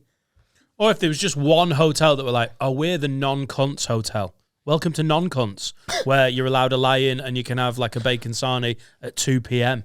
And then all the comedians, all the musicians, all the fucking alcoholics would just go to the non-cunts What hotel. a fucking But- great hotel bar that'd be. Yeah. But it would also attract cunts. Oh, yeah. Yeah, it'd be full of cunts. Yeah, yeah. I mean, the Premier Inn. Last place I want to go is a place full of people like me. But you know when like a comedy club pays for the hotel for you? And like they're like, yeah, breakfast's included as you check in, and you're like, oh, what time? 6 till 9. It's like, why? Because now I feel like to get my and the comedy club money's worth. Not that I care about the comedy club's money, but I feel like they've paid for my breakfast on top of the fee. So I still technically have paid for it in a way. I'm like, I've got to get up to have this and I don't want to get up. Who wants to get up before 9 o'clock when you're in a hotel gigging away? No one. Yeah. And then do you have ever done that where you get up for the breakfast, set an alarm for the breakfast, go down, finish, fill yourself up mainly on carbs, and then just go back to bed? Yeah, it's called the boa constrictor maneuver. Glenn's been gigging away. He's got names for it. I've perfected that over the years. But like, I like me food, and I especially like breakfast food. Like bacon, I think, as we've said before, I don't think there's a single thing that you can eat that bacon doesn't improve, including yogurt, right? I think it just improves everything, right? But at like 8:40, when my alarm goes off for like, it's 20 minutes till end of breakfast time in a hotel, I want to go back to sleep so much more than I want any food. Only for 3 minutes, but those 3 minutes are the time when you make the decision of whether to stay in bed or go and get it. Depends where you're gigging. Because if it's a Premier Inn in Stoke, I might just have a lie-in and then just go and get a meal deal from Tesco. But when having gigged in the Middle East, where they're like, this is a disgusting place, you don't really want to be here, but you're being paid a lot, and then you go down for breakfast and it is unreal. It's not unreal, because in the Middle to East they have a problem with bacon, and that's the best bit of breakfast. No, but so it's that there's- turkey bacon shite. But sometimes there's a VIP room for the ham and the bacon. And the Muslims aren't allowed in it, and they kind of got like a guy like standing like, that's you. That's not just a hat you wear all the time. That's not fashion. Get back to your seat. But behind the curtain.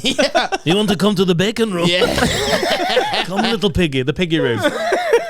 I did a thing in Dubai, and I thought this was genius because we were drinking pretty late one night, and you can only drink in the hotels, but I can't remember what happened, but a lot of us were drinking. It was getting really late, and then people were going to bed. I'm like, no, we just gotta go one more hour. Then we can go to the breakfast. So we pushed through the night. And and like you say, it's a Muslim country, and I mean, even if we'd showed up drunk to a breakfast in England, we would have stood out a bit. But these were like 5 fucking hammered comedians, and lovely Islamic families. Just like, you see what happens. That's why we don't do it. So we're probably gambling too. Look what the pork's done to them. I get nervous. But I get like, there's when you're in the Middle East gigs, there's like Middle Eastern looking families, and then there's the guy who are in they look like the sheikhs, and you're like, oh, I don't want to piss them off. No. I think you could disappear in the desert if you were like, what are you fucking eating there? Grapefruit? Like, I think. Or just really question. So you've never eaten bacon? Never once. Never behind her back. You've never eaten bacon. Come on. You fucking queen. Come on, eat some bacon. What is their problem with bacon? What's their beef with pork? It's just old religious teachings that was to stop people dying. And then it's just been kept on, isn't it? Like, Do you know what I heard? It was Is it cholesterol? Is that what? no, I think pork could go bad and kill people. Well, it wasn't that pork could go bad. It was the dishes they were eating off were wood, and if you ate pork on wood, you'd be fine on the night. But the juice from the pork would seep into the wood, and then that would cause the next thing on that serving to spoil. And then it happens enough time. And like, there's something wrong with that pig there. That's one of the theories. It wasn't so much pig; it was the dishes they were eating it off. Right. There you go. So, right. Crockery wasn't widely available in biblical times. So they were eating off wood, and then God got involved. Yeah. Yeah. Why don't we have a sacred animal? Is Indians cow? Or is that India? No, The That's Hindus. Hindus cow, and they've got Not all Indians, because Indians can be many religions, correct. including Oh, right. Why haven't we got a sacred animal? You do. What? You have the swan. Oh shit! Yeah, because the Queen owns them all, doesn't she? Here's the thing. I ate a swan once. Oh, my God. In England. No. That's a different room. That's a different room of the Dubai hotel. Yeah. Never mind the bacon room. Come to the swan. That's the one the English aren't allowed they have a into. swan room at the Brewers Fair in Stoke. What are you doing Christmas Day? What bird you doing? Swan. That's what happened. It was at Christmas time. My brother is married to a First Nations woman, indigenous, Indian. To help you out for what I'm under. Do you understand me? Yeah. Yes. Okay, that's all I needed. Yeah. A Hindu. Because no. No, I'm joking. Yeah, I'm joking. because two more words I would have had to go into slurs.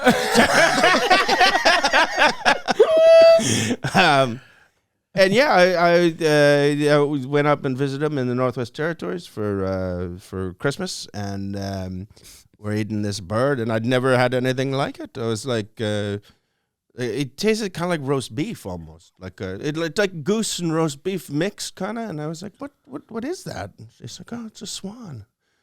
And I was like, oh, well, you can't eat them in England. And she was just like trying to explain to like she's a lawyer too, like an intelligent woman, just trying to explain the ownership of a monarchy of all the swans in the country. Yeah. trying to tell somebody that no, there's a lady that owns all the birds.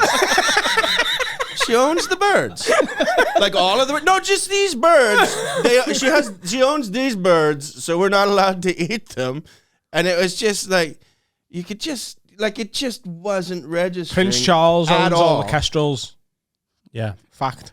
So, Yeah. Every member of the royal family has a bird that there's Prince Andrew's the ducks. yeah, he's the chicken hawks.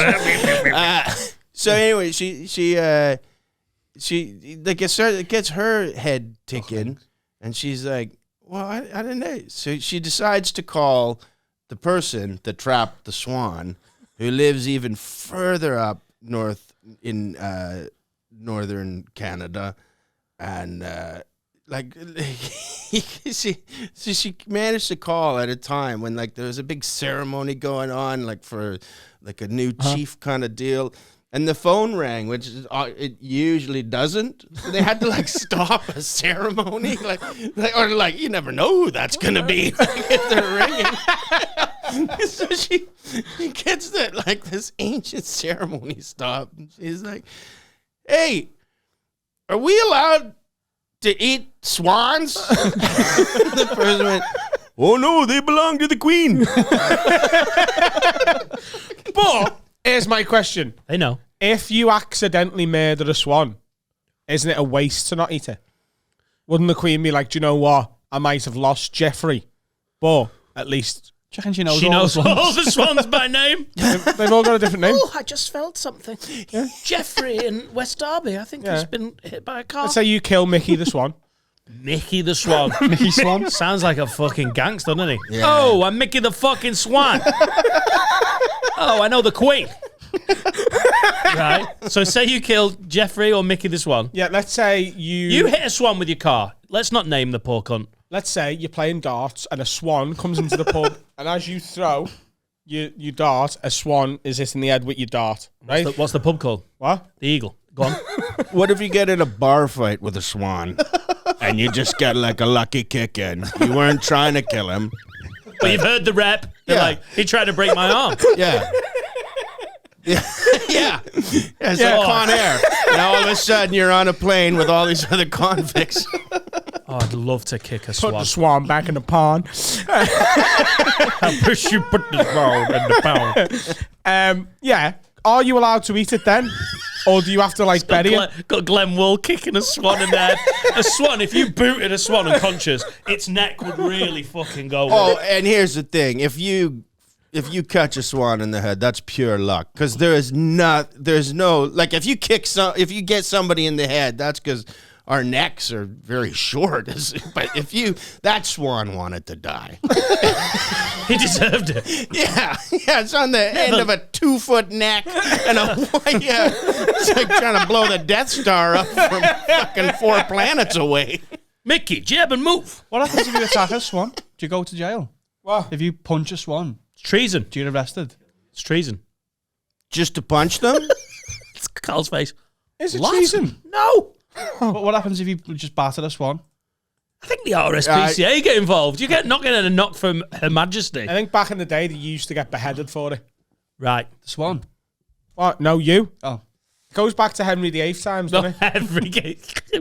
When Adam pulls out a king from time the was past, it's Henry VIII every time. What time was that? The Tudors. Right, you know.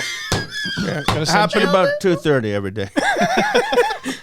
Have you got Like back then, he owned all the swans. He had the pigeons as well, but he let them go. Oh, really? I'm starting to see why. Like he's just like, those are mine. No. I'm getting to them. like roast beef. Yeah. Where's the Northwest Territories? Like, Well, is that given you the I reckon I can hint figure this is out. in the Like, name. You go to Canada, yeah, and you go to the north bit, like up towards Alaska, but it's still Canada. Yeah. Right. Okay. the Good. northwest bit of Canada. Yeah. Split the country into 4. Top left. Cool. That's the northwest of Canada. Yeah. It's in the name, isn't it? Yeah. Well, do Yeah, you yeah. know? It's a too- territory But in the Adam- northwest Fucking hell, Dad. bit. We went on a school trip to the Northwest Territories of Canada. We did go on a school trip, not to the northwest, to Quebec. We went to Quebec. We did Well, go to Quebec, northern Quebec is beside the Northwest Territories. Exactly. That's why we know. Oh, you were there. You were near. Yeah. Right. Yeah, you weren't near. Nothing's near up there. So shit being English, isn't it? Where's the Northwest Territories for England? It's like Ambleside, isn't it? We're in it. It's literally the Lake District.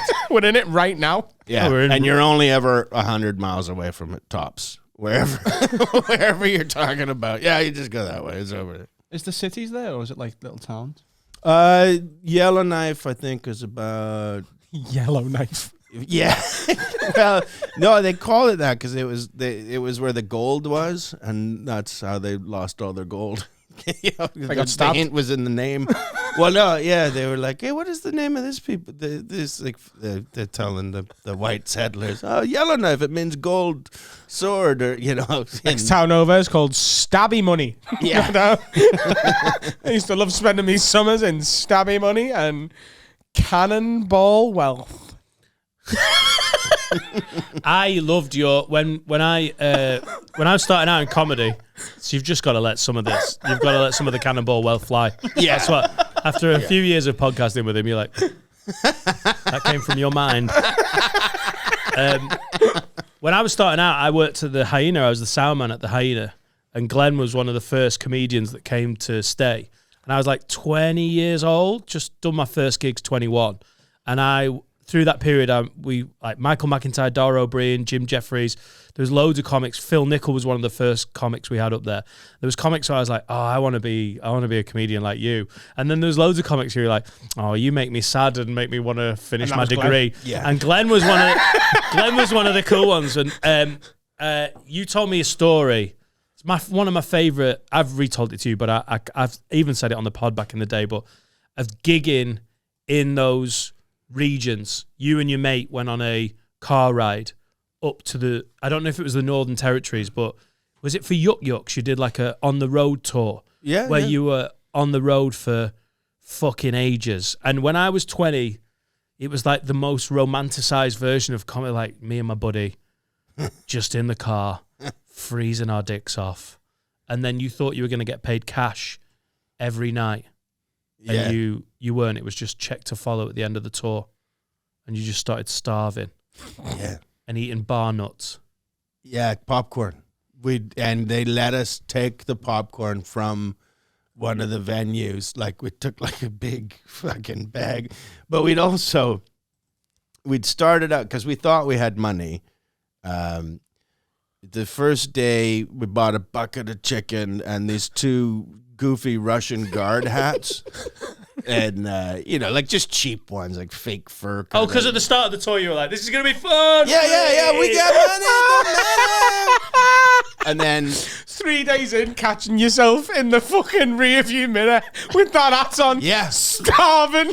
No, looking at another idiot with the same hat on, knowing you look just as stupid as he does. So, yeah, we ended up, like, the bucket of chicken came with like a little box of chocolates that we had to ration out over the whole thing. And it was really, really rough. How many dates were you was it? What I mean, it was in Saskatchewan, and it was over 2 weeks. And when we realized we weren't getting paid cash, we had just enough money to for petrol. But we also hadn't winterized my car properly. This was in December. And so it meant that at 2-hour intervals, we had to keep waking up and turning the car on in the parking lot. Like, we had to switch off on that just because the car could totally freeze, and then you're not going anywhere, and you're stuck in these fucking hats in the middle of Saskatchewan. And then the last gig, we finally made it. We ate some pretty dire shit. And, we'd been living off popcorn for about a week, and popcorn and beer. And the last gig was a Christmas party for an oil company, and they were having a turkey meal, but they were going to do it after the show. So they made us do the show. They're like, you're more than welcome to stick around and have some food if you want. But we slathered.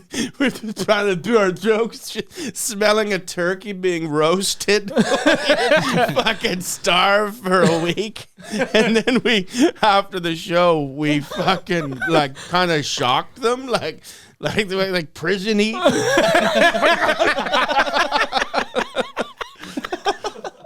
You guys just get out of the joint. Oh, prison eating, such a lovely term. It's still such an even image though in it's your a head. horrific story. You're like, yeah, there was nights where we were worried we were going to die. We thought we might freeze to death, and we were just like, literally 12 days in, we were looking really unwell and genuinely scared that we weren't going to survive the trip. And I was like, tell me more, Glenn, I want to be a comedian. It sounds amazing. I fucking loved it. Didn't you get to the very last date of the tour, and was Campbell there or something? Campbell? Yeah, Campbell and Johansson. Craig Campbell was there, and he was like, what the fuck is wrong with you guys? You were like, yeah, I've been eating a lot of popcorn. Didn't he pay for a hotel room and a meal or something? Yeah, I think they let us stay in the hotel. But yeah, he took us to Taco Bell. And that was a few days after the turkey feed, so we'd kind of I've just remembered why you told me the story.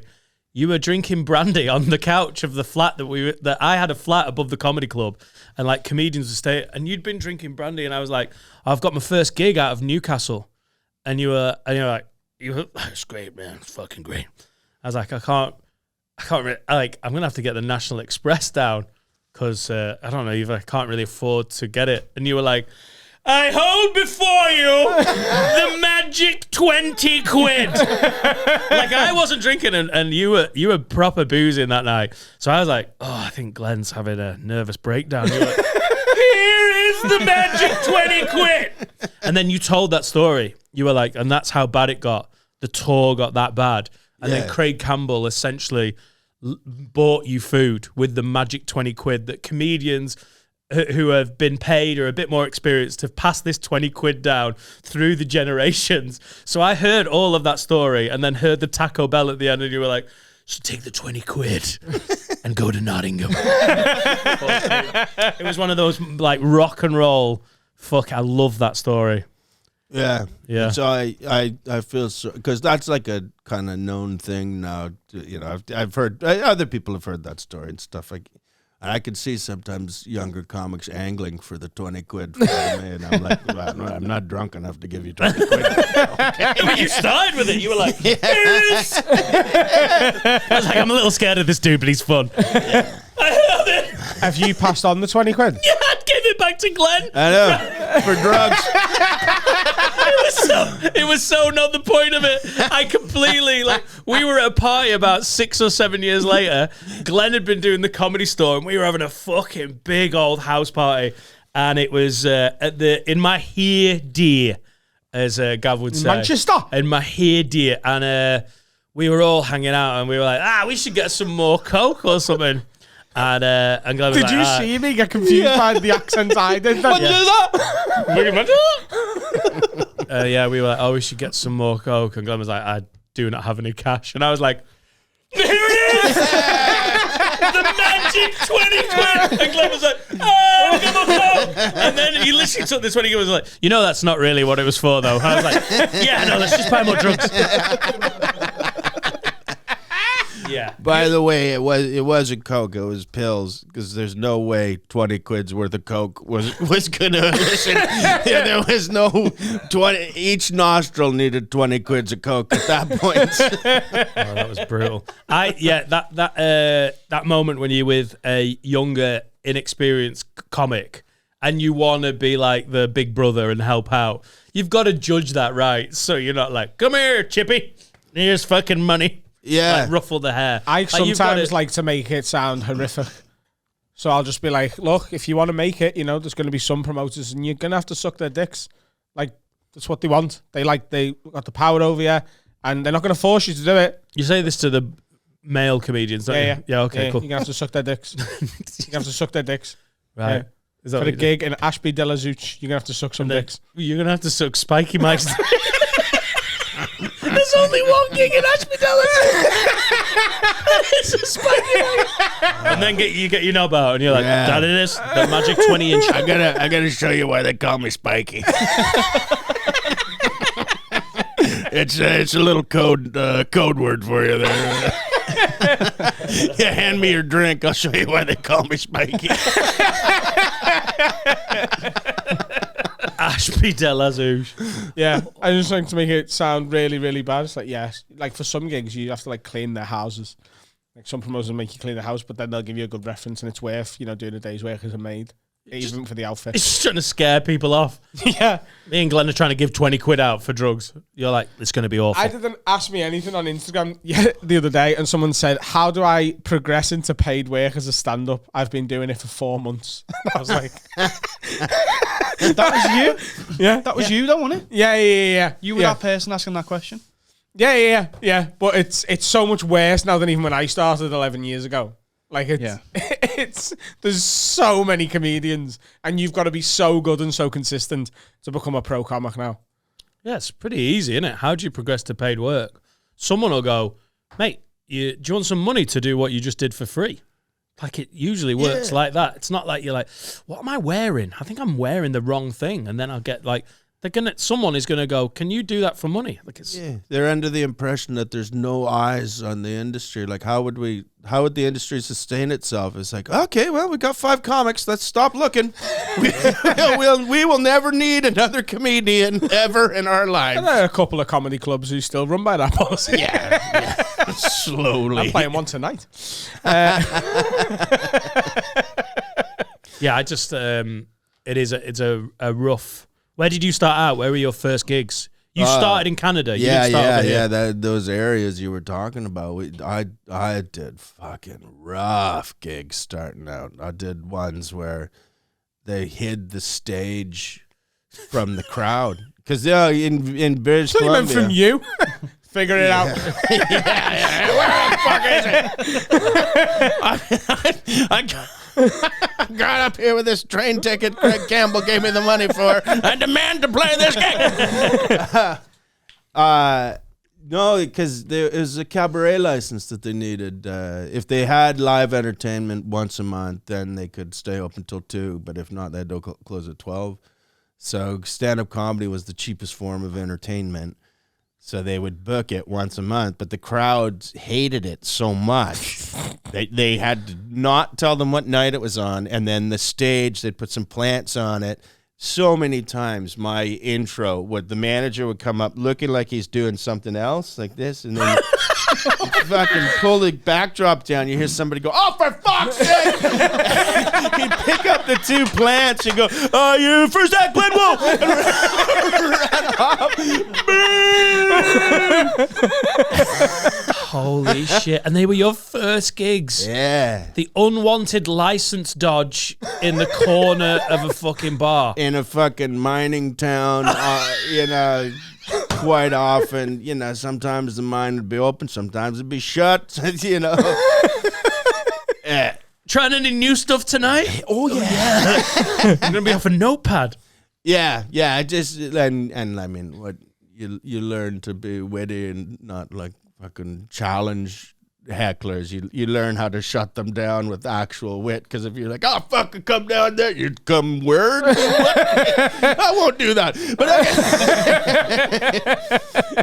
yeah. Well, but the beauty of it is those are horrible gigs, but nothing.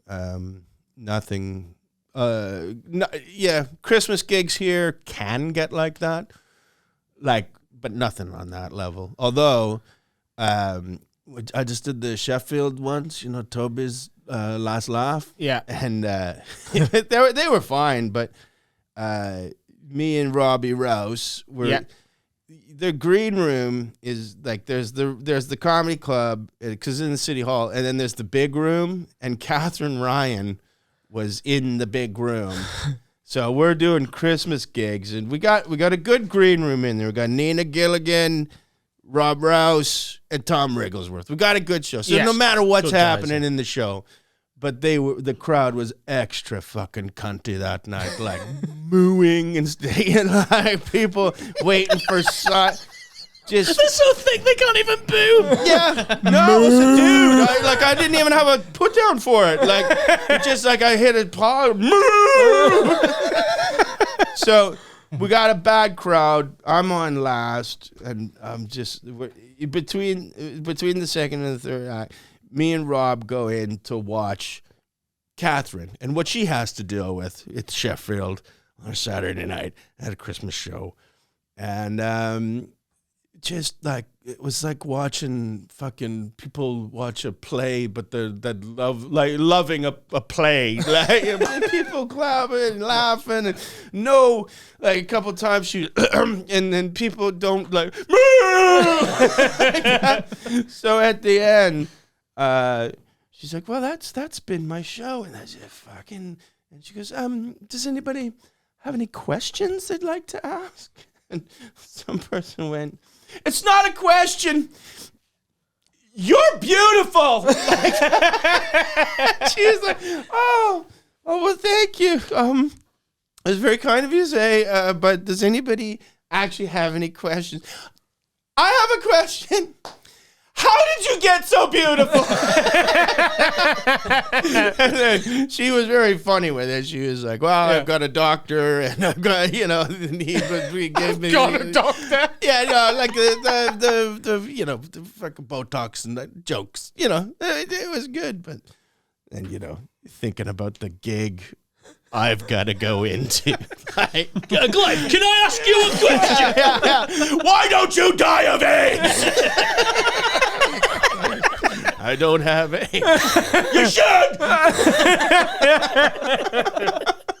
Honey, what sound does a fucking cow make? Take him down. Take him down, Gaz. Oh, my God. Yeah. That gig, Those rough gigs are good though when you're starting out. I'm glad that I started out in Newcastle and Manchester, and same with you in Liverpool and those gigs, because it means you just toughen up early doors. Yeah. Now I am much less entertained by it because I'm like, I've done this, and I want to. Yeah, I've got absolutely no time for a crowd that don't want comedy. Like if a crowd don't want it, then I'm just like, why are we all wasting each other's time? I'm like, so what I will do is just start doing new stuff that I'm pretty sure isn't ready. Like I'll do the baptism of fire with stuff, and I'll be like, if any of this works, there's definitely something in it, because that's my way of getting something out of a pointless show. Yeah. Well, I think the problem with it too is if you get into that adversarial mode, you can win them over, but you can't sustain material after that, because the material is much better. It's much more thought out, but it's just not. It's not in the room. It's not about them. So they'll then, unless you want to do that the whole gig, which just. Oh, yeah. It flips the entire dynamic, doesn't it? If you make it about them and it's brilliant for 5 minutes as an act, after you've already been doing material and the interaction's got a bigger reaction than the material, if you try and go back, the audience go, no. There's a lot to be not said. at all, sir. So buckling down, doing your first bit proper, even at gigs that aren't so cunty, if you are in the room fucking about and do too much local. Like I've done gigs where I've riffed on the room or riffed on the place, and they're like, "Wow, that's where we live. How's you know?" And it goes on a bit too long, and then you're like, "Do you know what else I've been noticing?" And they're like, "This isn't about this postcode and our lives directly." Yeah. You can almost there is something to be said for just sort of getting on and doing your fucking stuff rather than getting involved, because then when do you slip into the other gear? It's too hard. Well, I think I've got a very shouty, loud style, and it is just so that you can get the first one out. Like you just raise the level and not even allow them any of that. Do you know those early gigs you were talking about where it's literally they not only are not expecting you, they're annoyed when it is revealed you're going on? Yeah. Did you ever smash the fuck out of one of them? Did you ever win that crowd round to the point where they were like, "Oh, thank fuck he was"? Were any of them ever really good? But some of them must have been. Like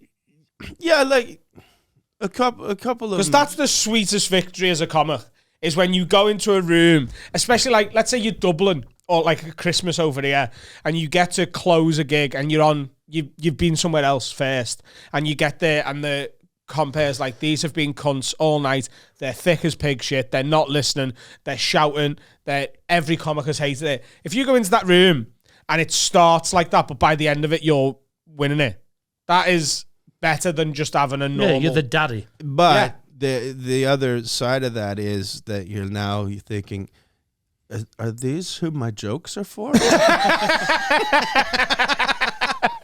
King of the cunts. Yeah. That's so painfully true, and it's made me rethink everything I've been doing. There's been shows of Hot Water over Christmas that I've had to go and last at, and I've got there and they're like, "Oh, they're fucking horrible." And I've gone and I'm like, "They were fine, they were great." And maybe I'm just king of the Yeah, but you can do the other one as well. You don't want to be like those gigs that are brutal, those Christmas gigs that are brutal. Like I've seen some pretty average comics look really good because they've pressed the right buttons. They've rabble-roused. They've made it... What? Don't say it. Press the right buttons. I just buttons.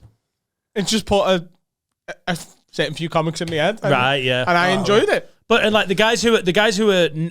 there's a way of surviving those gigs where you started out. There's a way of surviving the Christmas gigs where you're like, it's not good comedy.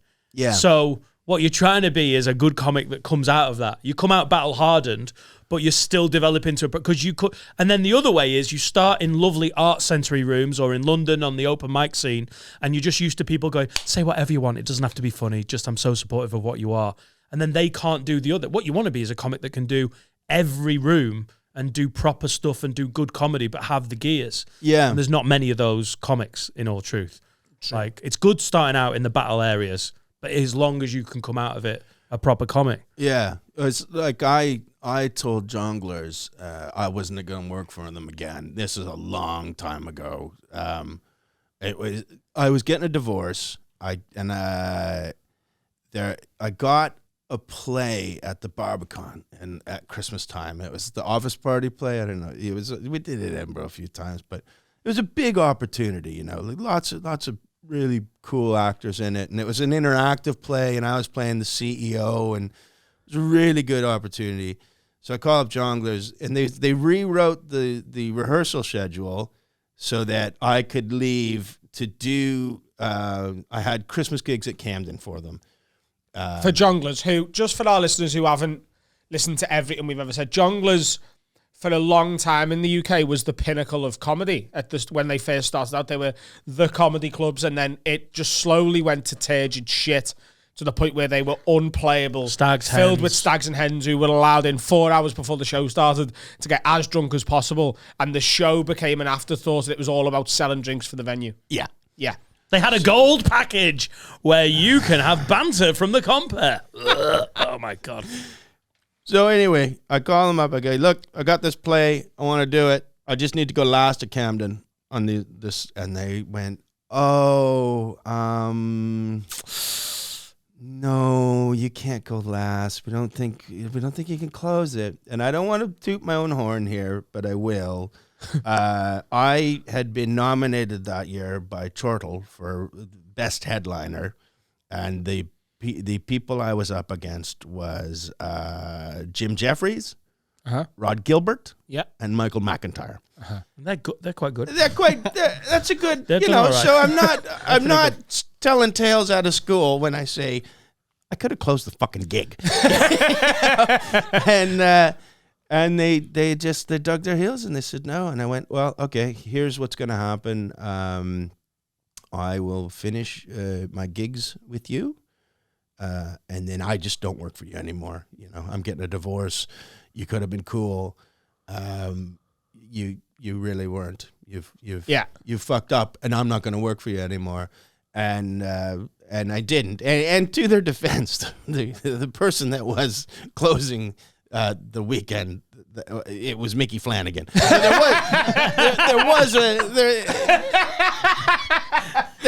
In retrospect, they did have a little bit of a point, but my point being is once, and they would call up like for a year afterwards, they're like, we haven't got Glenn's availabilities, and Martin was just like, you don't get it. Like, how many times he doesn't work for you anymore. He doesn't want to work for you.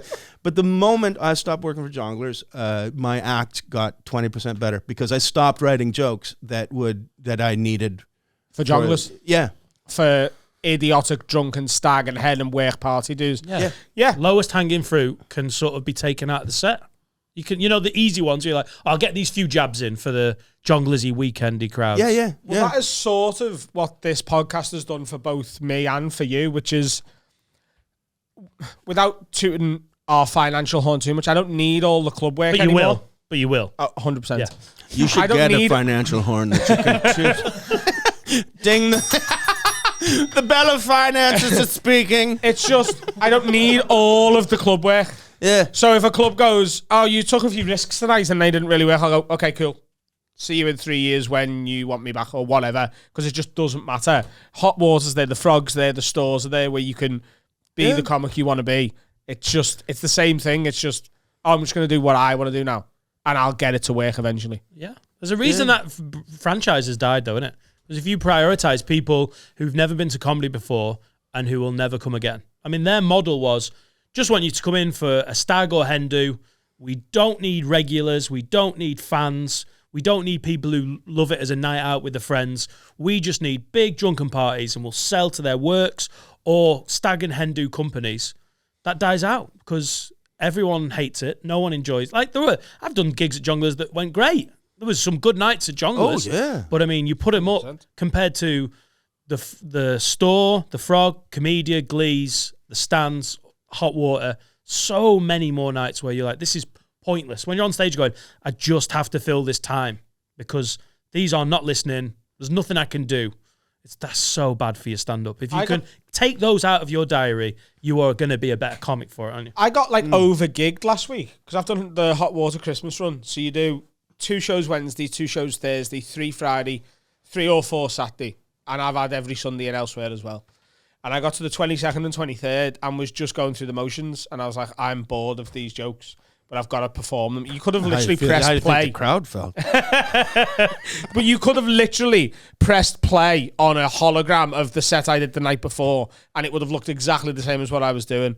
And then last night, after 4 days off, I went in and was so loose and free with the same jokes I was doing last week and finding new tags and new little physical bits. And I'm like, oh, sometimes you can't, like, I've missed gigging so much throughout the pandemic when we got locked down, and we spoke about it almost too much on this. But I forgot you can get to a point where you're over-gigged and you need those 3 or 4 days. Yeah, and you won't write. It's like a hungry cat won't hunt. Yeah, that's what I found it's especially when I lived on the road for 5 years. If I gigged too much, it was like you say, it was the same set every night because you are pretty tired and you don't want to think about it. You don't want to. You don't have any time to sort of.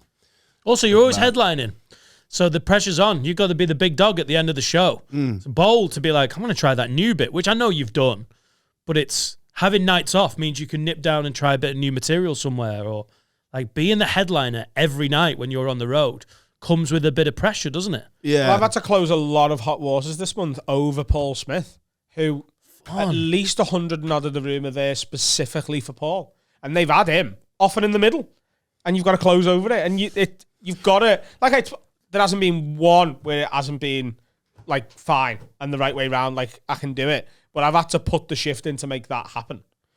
Yeah. And one of the problems too, especially when I was doing international stuff, if you get a bit of a profile, the comics that want to work with you are the comics that are like you.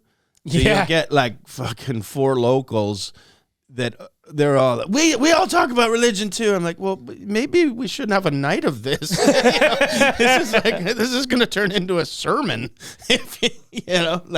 So subject matter wise, it's better to have a diverse. If I'm ever opening for someone who I consider to be similar to me, then I always ask them, because it's their gig, is there anything have you got a big bit on religion? Or then I won't touch it. And when I ask people to open for me on my tour, there's certain comics I love that I will never have. I'll never have Simon Wozniak open for me. No. And it's just because, and I think Simon Wozniak for me, he's one of the comics I always watch. But he has got a similar accent to me, and he's opinionated. Yeah. High concept comedy. Here's why I'm right. Here's the 8 jokes. And I just don't want to have to follow someone doing something similar to what I do. I'd rather have someone, like I've got Thomas Green doing a chunk of my tour support. Yeah, beautiful. Because I love him. He's so good to hang out with. He can compare. And he's not going to go on and talk about anything I'm going to talk about. He's going to go on and be, I'm an Australian comic in the UK, and here's my lived experience. That I'm so far removed from that. It's much better. Who have you got for tour support? Are you doing your own stuff? Yeah, I just do my own. I open with character. It's a fucking weirdest swan costume ever. Oh, it's Mickey the Swan. Oh, hey, when you this Neil or Bob? Is that just what you do? Fucking brilliant. Oh my god, I can't imagine. So you don't have support. You do your own. You just do 2 sections because everything we've just talked about, the very opposite end of the scale is your own tour, and you're going out at the end of January. Yeah. It's not a huge tour. When you see the room sizes, you'll realize that there's no room for an extra person in that room. Yeah, it'll just be me in the car alone heading up to the gig, and that's okay. Well, you've got an infant child. Yeah, I'll bring him. I was implying you want to get away from him. So. When are you playing Hot Water? And where can we find tickets for the tour? We've got to see Glenn do his thing. He's fucking amazing. Thank you. Especially over longer than a club set as well. It's nice to watch a comic of your ability get their time on the ball to do what they actually want to do. Special stuff. Where can we find tickets and available? The website, glenwool.com, and it'll be up on my Twitter feed too, which is @glenwool. And when's Hot Water particularly? I don't know. Wow. Well, you do. It'll be on the website. Yeah. Yeah. Go and see Glenn. He's fucking amazing. Let's have a little interval. Yes, please. We've got some questions. I want a fizzy drink. Oh, God, lad. Wag wag lids. Hope you're enjoying today's patron exclusive. We've got some new merch that you can see over my boobie. Is this real? This is an ad, this. Oh, for the merch. For the merch that you're wearing. Get one of these ones, but when you buy it, get one that fits you. They come in different sizes, but I would definitely maybe order one size up, unless you want to feel like it's a Tammy Girl starter bra. haveawordpod.com is where you get the merch from, and it'll save you wearing that pile of shite that you're wearing at the minute. We just said don't be doing the mean thing. You look like a fucking pedo. Get some merch, but he can't help himself. But look at them. Look through the camera at the fucking scruffy twat on the other side of it. I like you. I think you look good. Fucking pathetic. But you'll look better in Have a Word Pod merch. That's what I was saying, just in a more polite way. And that's here, because Carlo put the graphic in. Haveawordpod.com, if you can't read. Get on me. We're back. Oh, what a gentleman. Can you burp on demand? Oh, no. I can't. Don't want to either. I'd like to add, you guys both have sodas in front of you. I have no soda. Was it like a performance enhancing? Oh, there he is. Wow. Wow. Sexy. Oh, that's for the ladies in Belarus. Yeah, And nowhere else. Yeah. Not Did that happen at the 44-second there mark? any country? I think I know why they've been turning off. Is there any country in the world where, like, being a fat, belching, sweaty man like me is, like, seen as attractive? Hawaii. Belarus. Any country? Hawaii. Well, they're, you know, It's not a country. they're but it acclaimed culture, aren't they, really? Well, they They belong signed to up. Cuba. No, they signed up to America, though, because Hawaii wanted to be part of Canada first. And we had a really crazy prime minister who loved railroads. And his big thing was to get a railroad built across Canada. Hawaii sent him a letter saying, we kind of like the look of you, Canada. Can we join you? And he's like, do you have any railroads? No, we don't. Well, fuck off then. And that's when Hawaii joined America. Okay. Right. But I mean, yeah. It's an American state, isn't it? Hawaii. No, but the islanders it's an ancient civilization. Yeah. I mean, Captain Cook, they ate him. They didn't apply to be part of him. No.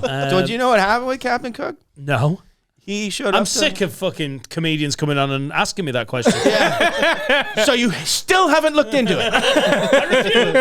it. He showed up to Hawaii on his way to Alaska, and the Hawaiians revered him as a god and thought he was really cool because it matched a prophecy in their culture. And then they hung out there fixing their ship for about 2 weeks and kind of just about outwore their welcome. God, just about. But they fixed it. They fucked off. Went to Alaska, came back, and when they were coming back to, that's when their ship broke. So they had to stop again at Hawaii, and they were like, "Oh fuck, God's back." And they were really like, they'd really had a belly full of him last time. Like his crew were being quite massive penises to the fucking locals. And they finally, one night of having God back in the house, they just fucking went mental and ate him. Just like, this is it. You fucking, there's a last straw. Tonight we eat God. They ate God. Go, Adam. Wow. I know what you're going to say. Is this the same Captain Cook from Peter Pan? The one with the crocodile with the alarm clock on his belly. Captain Cook or Hook? Oh. Yeah. Do you know that Robin Williams film isn't Cook? It's Hook. Cook Did would you- be a better one. Cook. Yeah? I'd rather watch that. Could you concentrate on any of that story? I saw Because you it. had Peter Pan in your head. I was wondering what was going It on. went into my I head, was like- and I saw it going into his head. I bet I'd you. heard none of that. Like, I don't know who's eating who, but I bet you he's got the story in there, but Peter Pan's in the story. yeah. So Peter Pan came down, and And then Tinkerbell. Isn't Peter Pan dead? What? What's the theory that he's dead? Because he's always young. No, he's paedophile. And he pretends to be young. He uses anti-aging Thanks cream. for trying to educate us. But Yeah, it's not welcome here, Glenn. So the really name is. Wendy was invented in the film Peter Pan, or the book, sorry. Yep. The It name went on Wendy. to be a well-known burger joint.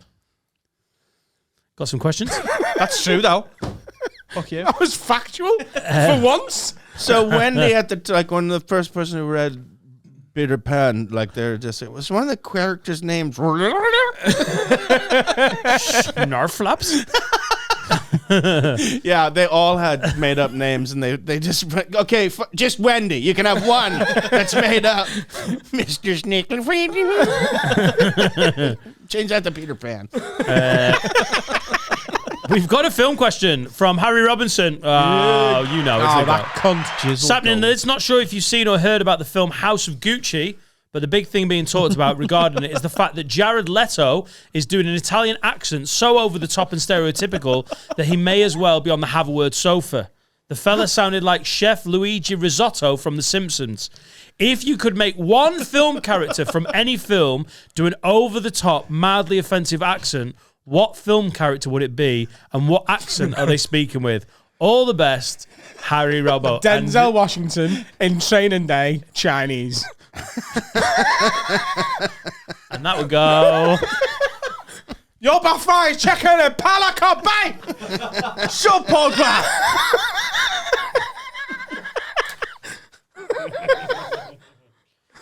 23-hour lockdown. Shut program. What else he say? I King Kong ain't gonna You want to go jail, you want to go home. I love it how we went Chinese first. Cause he knows my name. That's Pulp Fiction. I got one. Does he look like a bitch? No. Do you think my friend, because he knows my name? Oh, yeah.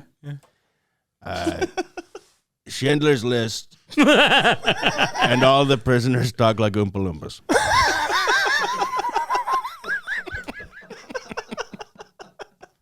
You don't have to add the music. That's not a chocolate factory.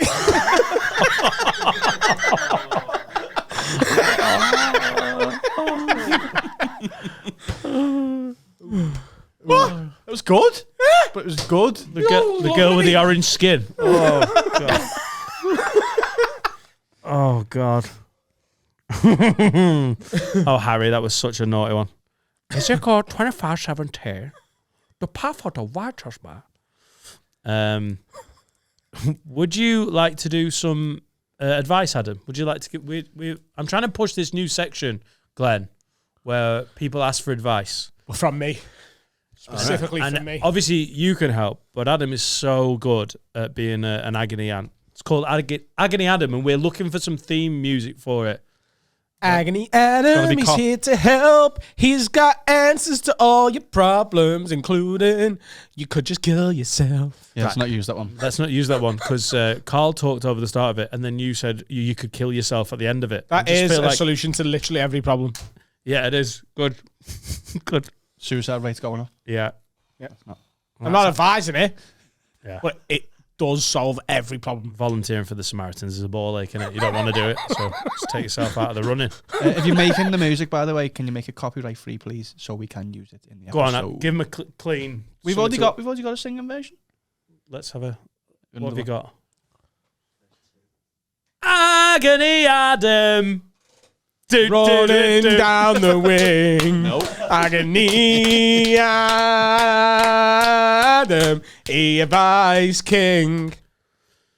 Kerry McWitch. What? Dear Agony Adam, my work is looking for staff Kerry to go... McWitch. Dear Agony Aaron. Dear Agony Aaron. Fucking hell. My work is looking for staff to go back to working in the office in January, but my work colleagues took the biggest pile of shite and it fries my head. What are some funny ways to ensure I'm left out of the what are you having for tea tonight and Wednesday, halfway there, guys, monotonous drivel conversation? So Kerry is being forced back into the office in January, which is a bit of a fucking maverick move by that company, isn't it? Like, well, the infection rate's up, so get the fuck back in. And she doesn't want to do the office chit-chat. Don't brush your teeth for a week. Nice. Bad breath. and constantly be eating Watsits and talk with your mouth open. Wow. Yeah, that's nice. On top of the thing is, Karen, I just... No one wants to talk to you ever again. Nice. Or break the law and then get house arrest. You can't leave your house. All right, cool. So you're not even... She's not like... Kerry's just wants to avoid conversation. Yeah. You're getting a house arrest, which doesn't exist in this country, basically. Just be disgusting. Darth Vader helmet. Just say it's COVID related. And say nothing else. COVID related. Just have a desk fan pointed constantly at your minge and just be like, whoa, warm down there. People will think you're weird. HR, I've never worked in an office proper, but I think HR are getting involved if you've got a fanny fan. Why? Try telling jokes. What rule has she actually broken? I don't know. There's no rule in her contract that says do not cool your fanny down at work. It'd be a long contract if they covered every base like that. Go on, Glenn. Yeah. Like maybe jokes that don't make sense. And then laugh really fucking hard. Yeah. Like how many Smurfs does it take to drive a manual transmission? 4! There you go. Count them with me. All the other girls in the office. Little blue fuckers. The jokes don't even make sense. Combine them all that we've just said. Just dead weird. No brush your teeth. What's it? Tell those jokes while you're cooling your fanny down. I swear to God, if I have to smell a minge one more time because that fucking fan gets dirty, what's it eating bitch? Sounds like get sacked, isn't it really? What's she done wrong? No. What sackable offence? If anything, good. She'll sue them for unfair dismissal. She'll be a millionaire. Millionaire? Millionaire. Adam's knowledge of the working world. You sue for dismissal, you're a millionaire. I am allowed to eat what's it badly and air my fanny. How dare you? I think it'd be great if that joke came up in a work tribunal. Explain it again. Like like a seven person panel. One of them just like, ah, fuck yeah! I get it, boy. Oh, it's so easy. Go on. Poo in some Tupperware. Yeah, no, come on. Just leave it on your everything. desk. So easy. Right. Just leave it on your desk. I think there must If be... someone comes over, it's like, what's that? Just like, oh, I don't know. But it's mine. How about a decaying turtle in a peanut butter jar? Nice. I'm with Glenn. Easy. Yeah. Yeah, I mean, you can add. Don't kill a turtle, find the dead one. Yeah, it's easy enough. Hang around by my house. There's fucking a lot of them. Yeah, but add to the menagerie every week. Like one of your own shit. A decaying turtle. whatever. Skin squirrel. Yeah. Just keep... Yeah. Something. And then as the dead animal thing grows, they're in costume. Like Civil War costume. Like, Oh my God, that's how I found them. Isn't this your biggest nightmare? Which? The small talk jokes in jobs like that. Yeah, every time I hear someone in like Asda or Tesco have a joke with their colleague and they both laugh at something that neither of them find funny, it makes me like touch the ground and pray to Allah for keeping stand up in my life. You know when someone's like, because he's the god of stand-up. where are you off to? And they're like, oh, I'm going to get me break. And they're like, yeah, you always on your break, you. And they go, I'm like, what? Neither of you found that funny. Neither of you. That was dull as fuck. And you're both having to do a shit little play on the bread aisle of Asda because that's what your life is. Ah. I think, too. It makes me sad when I hear people laugh at stuff they don't find funny. My problem is I just don't hear very well anymore. So whatever you've told me, if I haven't understood it, I'll just, yeah, well, that's the way it goes. I just didn't fucking hear you. And that's when my sister-in-law died. Yeah, I know. Hardly working. And she found a lump. No, I heard the part about the lump. That was genuinely funny. But yeah, just make it like Very inconvenient to talk to you. Dead animals, bad breath. What's it? Fanny fan. Yeah, I think you asked the right people there. One more of the Agony Adams. Question here for Agony Adam. Last night at the pub, me and some mates were watching the footy. I had to ring the missus about something, but my phone had died, so I asked to borrow a mate's mobile. He told me the passcode, and then I stepped outside to the smoking area to make the call, as inside the pub was noisy. When I opened my mate's phone, there was a video open and playing of said friend sucking, quite frankly, the biggest, veiniest dick I have ever seen. Even by Pornhub standards, this was an absolute chopper. He's just proposed to his very female wife and has 2 kids with her. Proposed to his female wife? That's interesting. Yeah. Proposed to his wife. Okay, girlfriend. It must be girlfriend. He's written wife. I just literally read that as it came out. We'll not edit that out because that just proof that if you write something in, I will read it out verbatim, like Ron Burgundy. My name's Dan Nightingale, and I like black dicks as well. He just proposed to his very female girlfriend and has 2 kids with her. Do I ask my mate about the video and his predilection for big veiny cocks, or just leave him to be a smoker of the pipe with the face? I'll keep you posted on the outcome. Keep up the class work. Go ahead. Okay, first of all, right, who is in the pub with their mates and the last thing they've looked at on their phone is a video of themselves sucking someone off?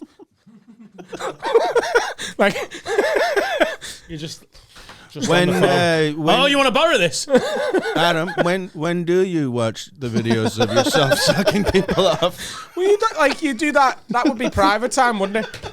That would be private Adam time. I don't know. I don't have any, but you there would seem have to to be have no a system. one I know in the same building as me for me to watch my own sucking men off video. What if it's a boring 0-0 game and you're like, oh, I know what's more entertaining than this? Me sucking that dude off. Yeah. What's it do? I'm just trying to put my mind, in the... Here's what I think happened. He doesn't like doing it, but he is infertile. So this is the way he's been getting the potent semen to impregnate his wife twice before. Yeah. So he gets a mouthful. He's stealing fuel. He gets a yeah, that's right. That's what he's doing. He's siphoning it, dude. This guy doesn't even know he's got 2 kids because fucking the Pink Panther over here. Oh, And then you gotta go home and go, honey, lie down. I got an idea. I love how in your head he hasn't like put that into a cup to carry home with. He's gone all the way home with it in his mouth. And like, lie down. Like a jizz hamster. That's what he's doing. That's what That I is did. what he's doing. Are you calling bullshit on this? No, I believe it. I just don't. I think it's ridiculous that he left that open. Like, be better at Xing off your private stuff. But I think he wants to get caught. do you reckon? Well, yeah, like you say, it's almost ridiculous that you would be like, Might be an invitation. You're all stood watching a game. Just try and imagine it. You're in the pub. You stood watching a game. He's like, Can I borrow your phone, I know. mate? I'll put me dick sucking video up and wait for one of the lads' phones to die. I bet That's you. what I'll do to out myself Well, so as is- a cock gobbler. So has he just had the video on his phone and he's just been watching it before he got there or something? Probably. Hasn't. Right. Yeah. Good for them. You know, and here's the thing. She probably knows, but she gets the benefit of being married to a gay man, which it would be fucking wonderful. Do you know how nice they are? They're clean. Not all they of them. cook well. Not all of them. Well, just- Some of them roll in mud. That's not mud.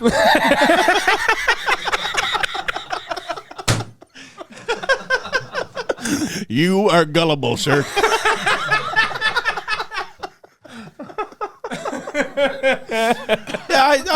In all seriousness, I think, you know, maybe she's just open-minded and they got a fine relationship. And if that guy wants to suck on dicks, I think you've got to talk to your mate. Be like, lad, hey, just so you know when you let me phone you the other night, there was a video there of you sucking the man off. I'm just wondering, is that something you like doing? Can I have a go? where's the lineup for this? Are you definitely straight? You've just proposed, and was it any good? Right. Do you think that might, yeah. It's If quite you- an intense conversation you're starting up with your mate, then, isn't it? Yeah. Lads, few bullet points. Are you gay? What does it taste like? When are you meeting him again?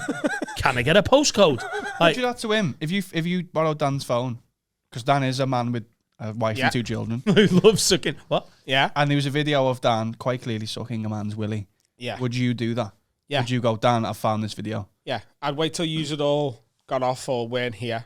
Meeting. I'd be like, Dan, let's have a quick chat. Doing role player? Okay. Yeah, mate. You've asked everyone to fuck off early. You know, you got me your phone the other day. Yeah. The last thing on your phone when I opened it was you sucking a massive cock. Oh. Was it? Yeah. Oh, you saw that, did you? I did. I'm just wondering, did you mean for me to see it? No. No? No, that's Right. my, yeah. I didn't realise it was still playing. Is this something you enjoy doing? Are you experimenting with homoerotic fantasies? See why this roleplay doesn't work is I haven't had a blowjob video played on my phone Yet. Yeah, no, I don't like. You know what I mean? Like, So why were you doing it? it's a great question, isn't it?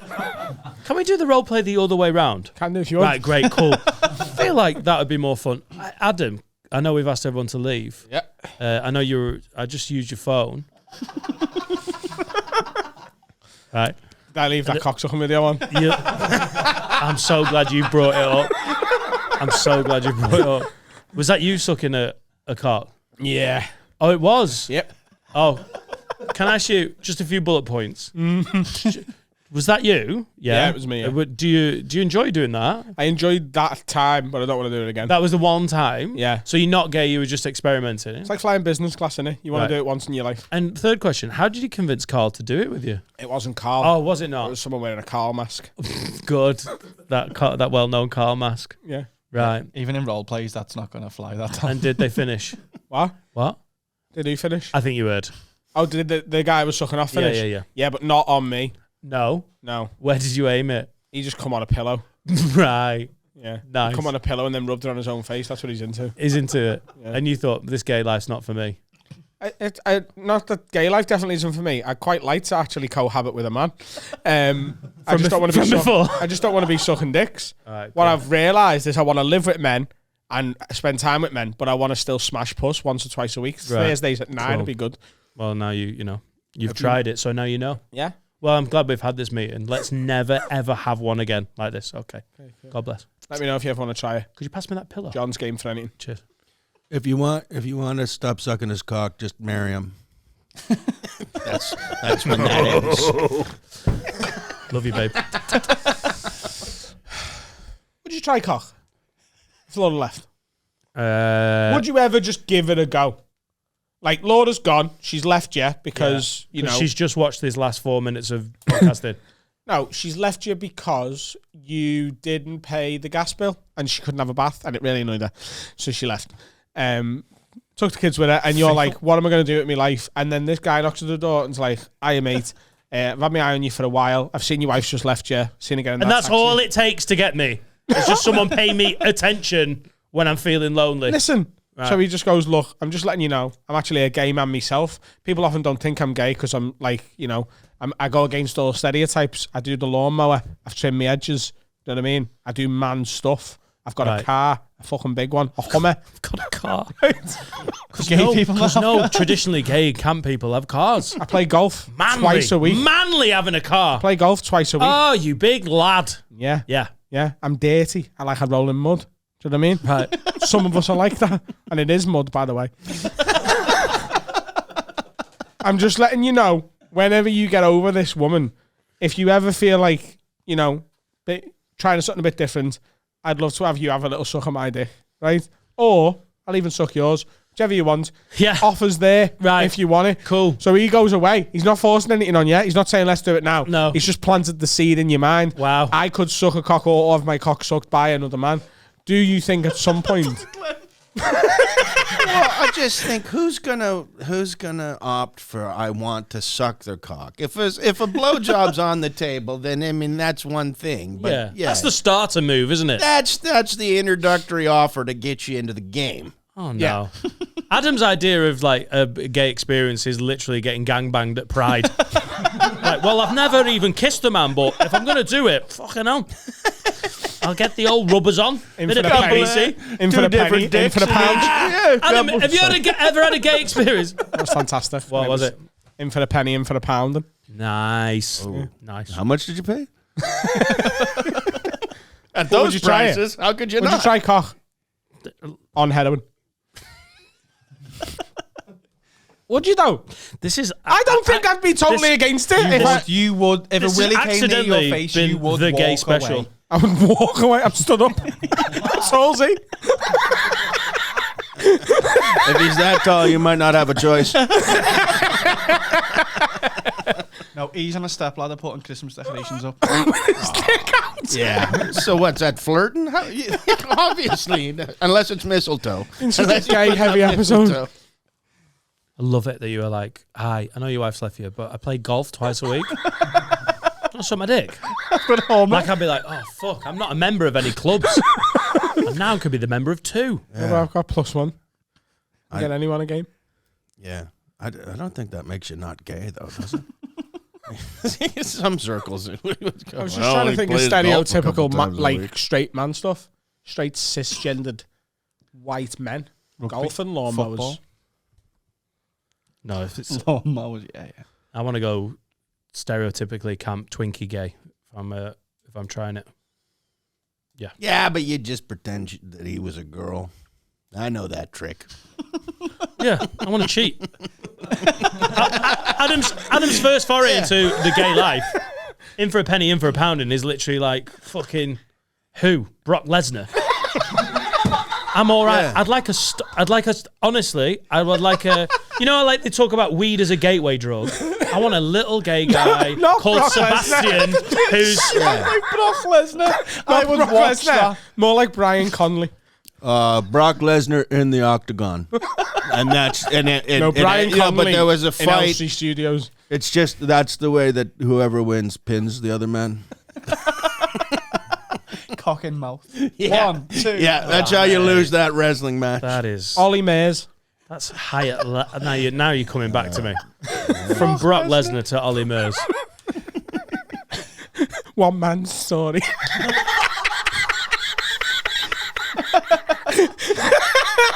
That's an X Factor I'd watch as well. I used to be Brock Lesnar, but I like singing now. It's fun to find things out about Adam, innit? No, I was, yeah.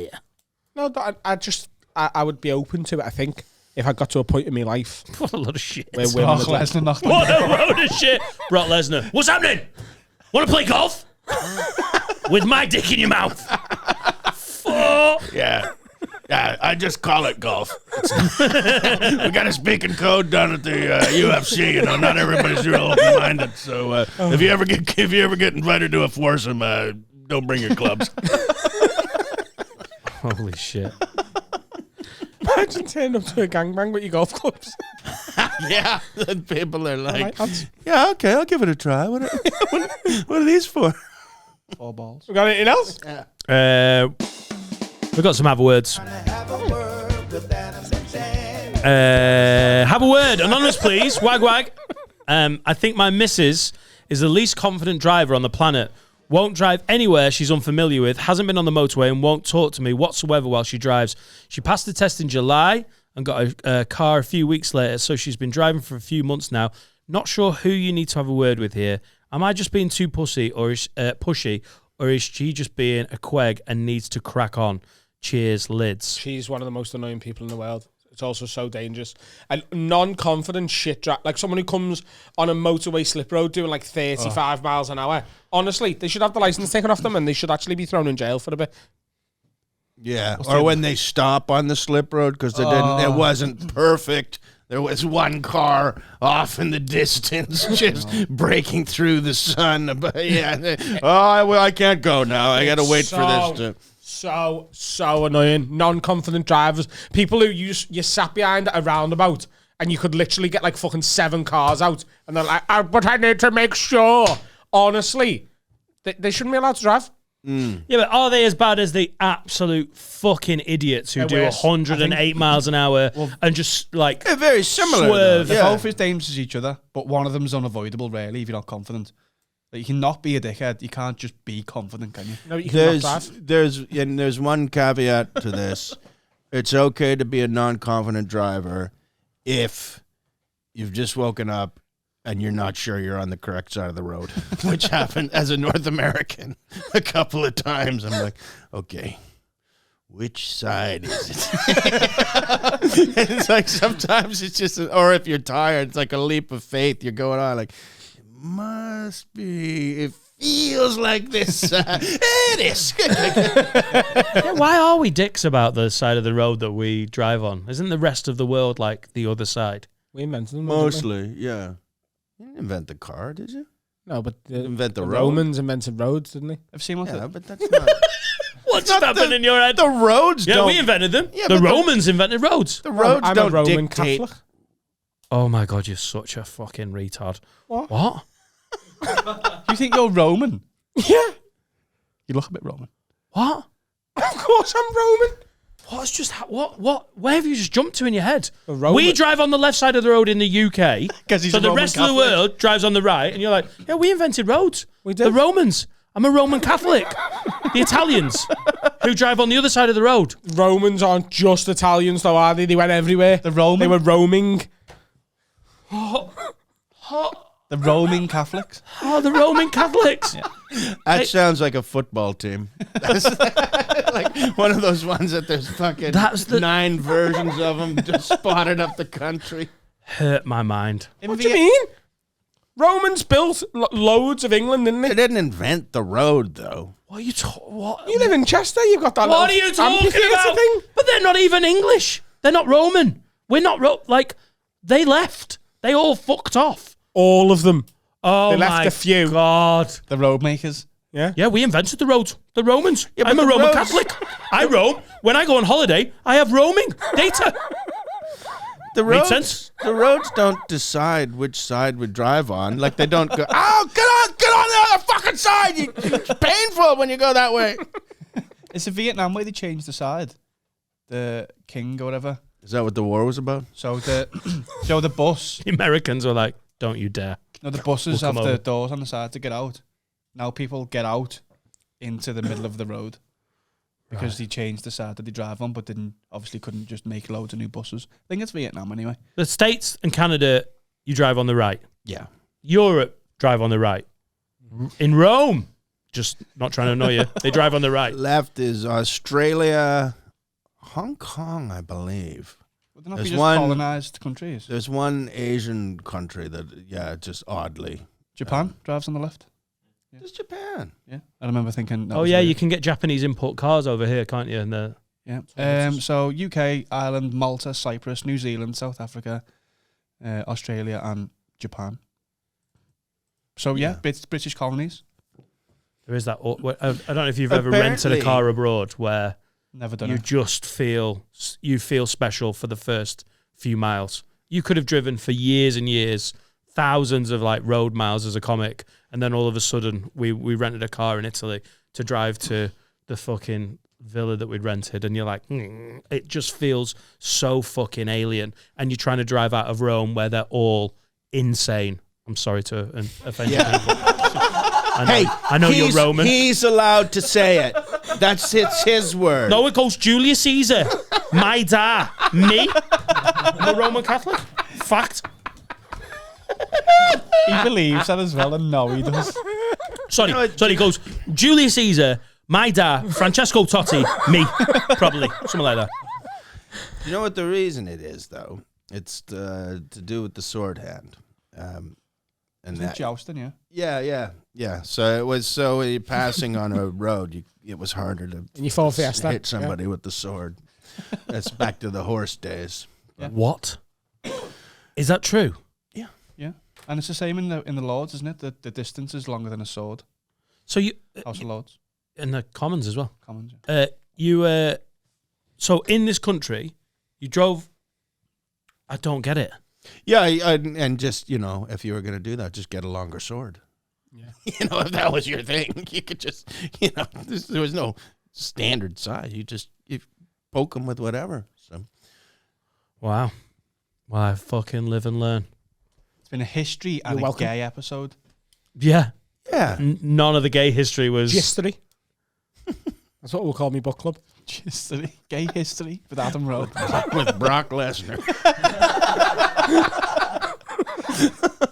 He's reached his offside line today, you know. Yeah, great. That's what we want. Into the new year. Shall Happy we? New Year to any of the pubes watching. Are we done? Look at that. Oh, thank God. No, it'll be New Year for everybody. Not until Saturday. Oh, yeah. Happy New Year to everyone. Happy New Year. Happy New Year. Glenn, it's been a pleasure to have you, mate. It's been great to be here. Thank you very much for coming up for it. GlennWool.com for his tour dates. Also, at GlennWool on Twitter. And obviously, me and Dan are on tour as well. AdamRowe.co.uk/shows. DanNightingale.com. That's when we find out all of our tours are the exact same dates in the exact same city. I like it. Let's hope not. I'm playing Saskatchewan, which I can't even say. Oh, can we do that? I'd love to do some gigs in Canada and go and do the Northwest Territories. You sis? I'd love that. I know you've got a tour where you're meant to tour, but I'd love a road trip where you, me, tried to go and fucking... You and Finn are going to have so much fun. Yeah. Finn, guess what? Pick me up in Solgull. We're going to Saskatchewan. Do you think it'd work? We'd be all right. Oh, yeah. Yeah. Same language. Don't be married to the side of the road you like to drive on. Right, okay. Yeah, that'll become very apparent very quickly. Open with my swan bit. Adjust. Yeah. Yeah, you can mention swans. Open eating a swan. Fuck. Rebel. Right, thanks, Glenn. Megan. Problem. Go ahead.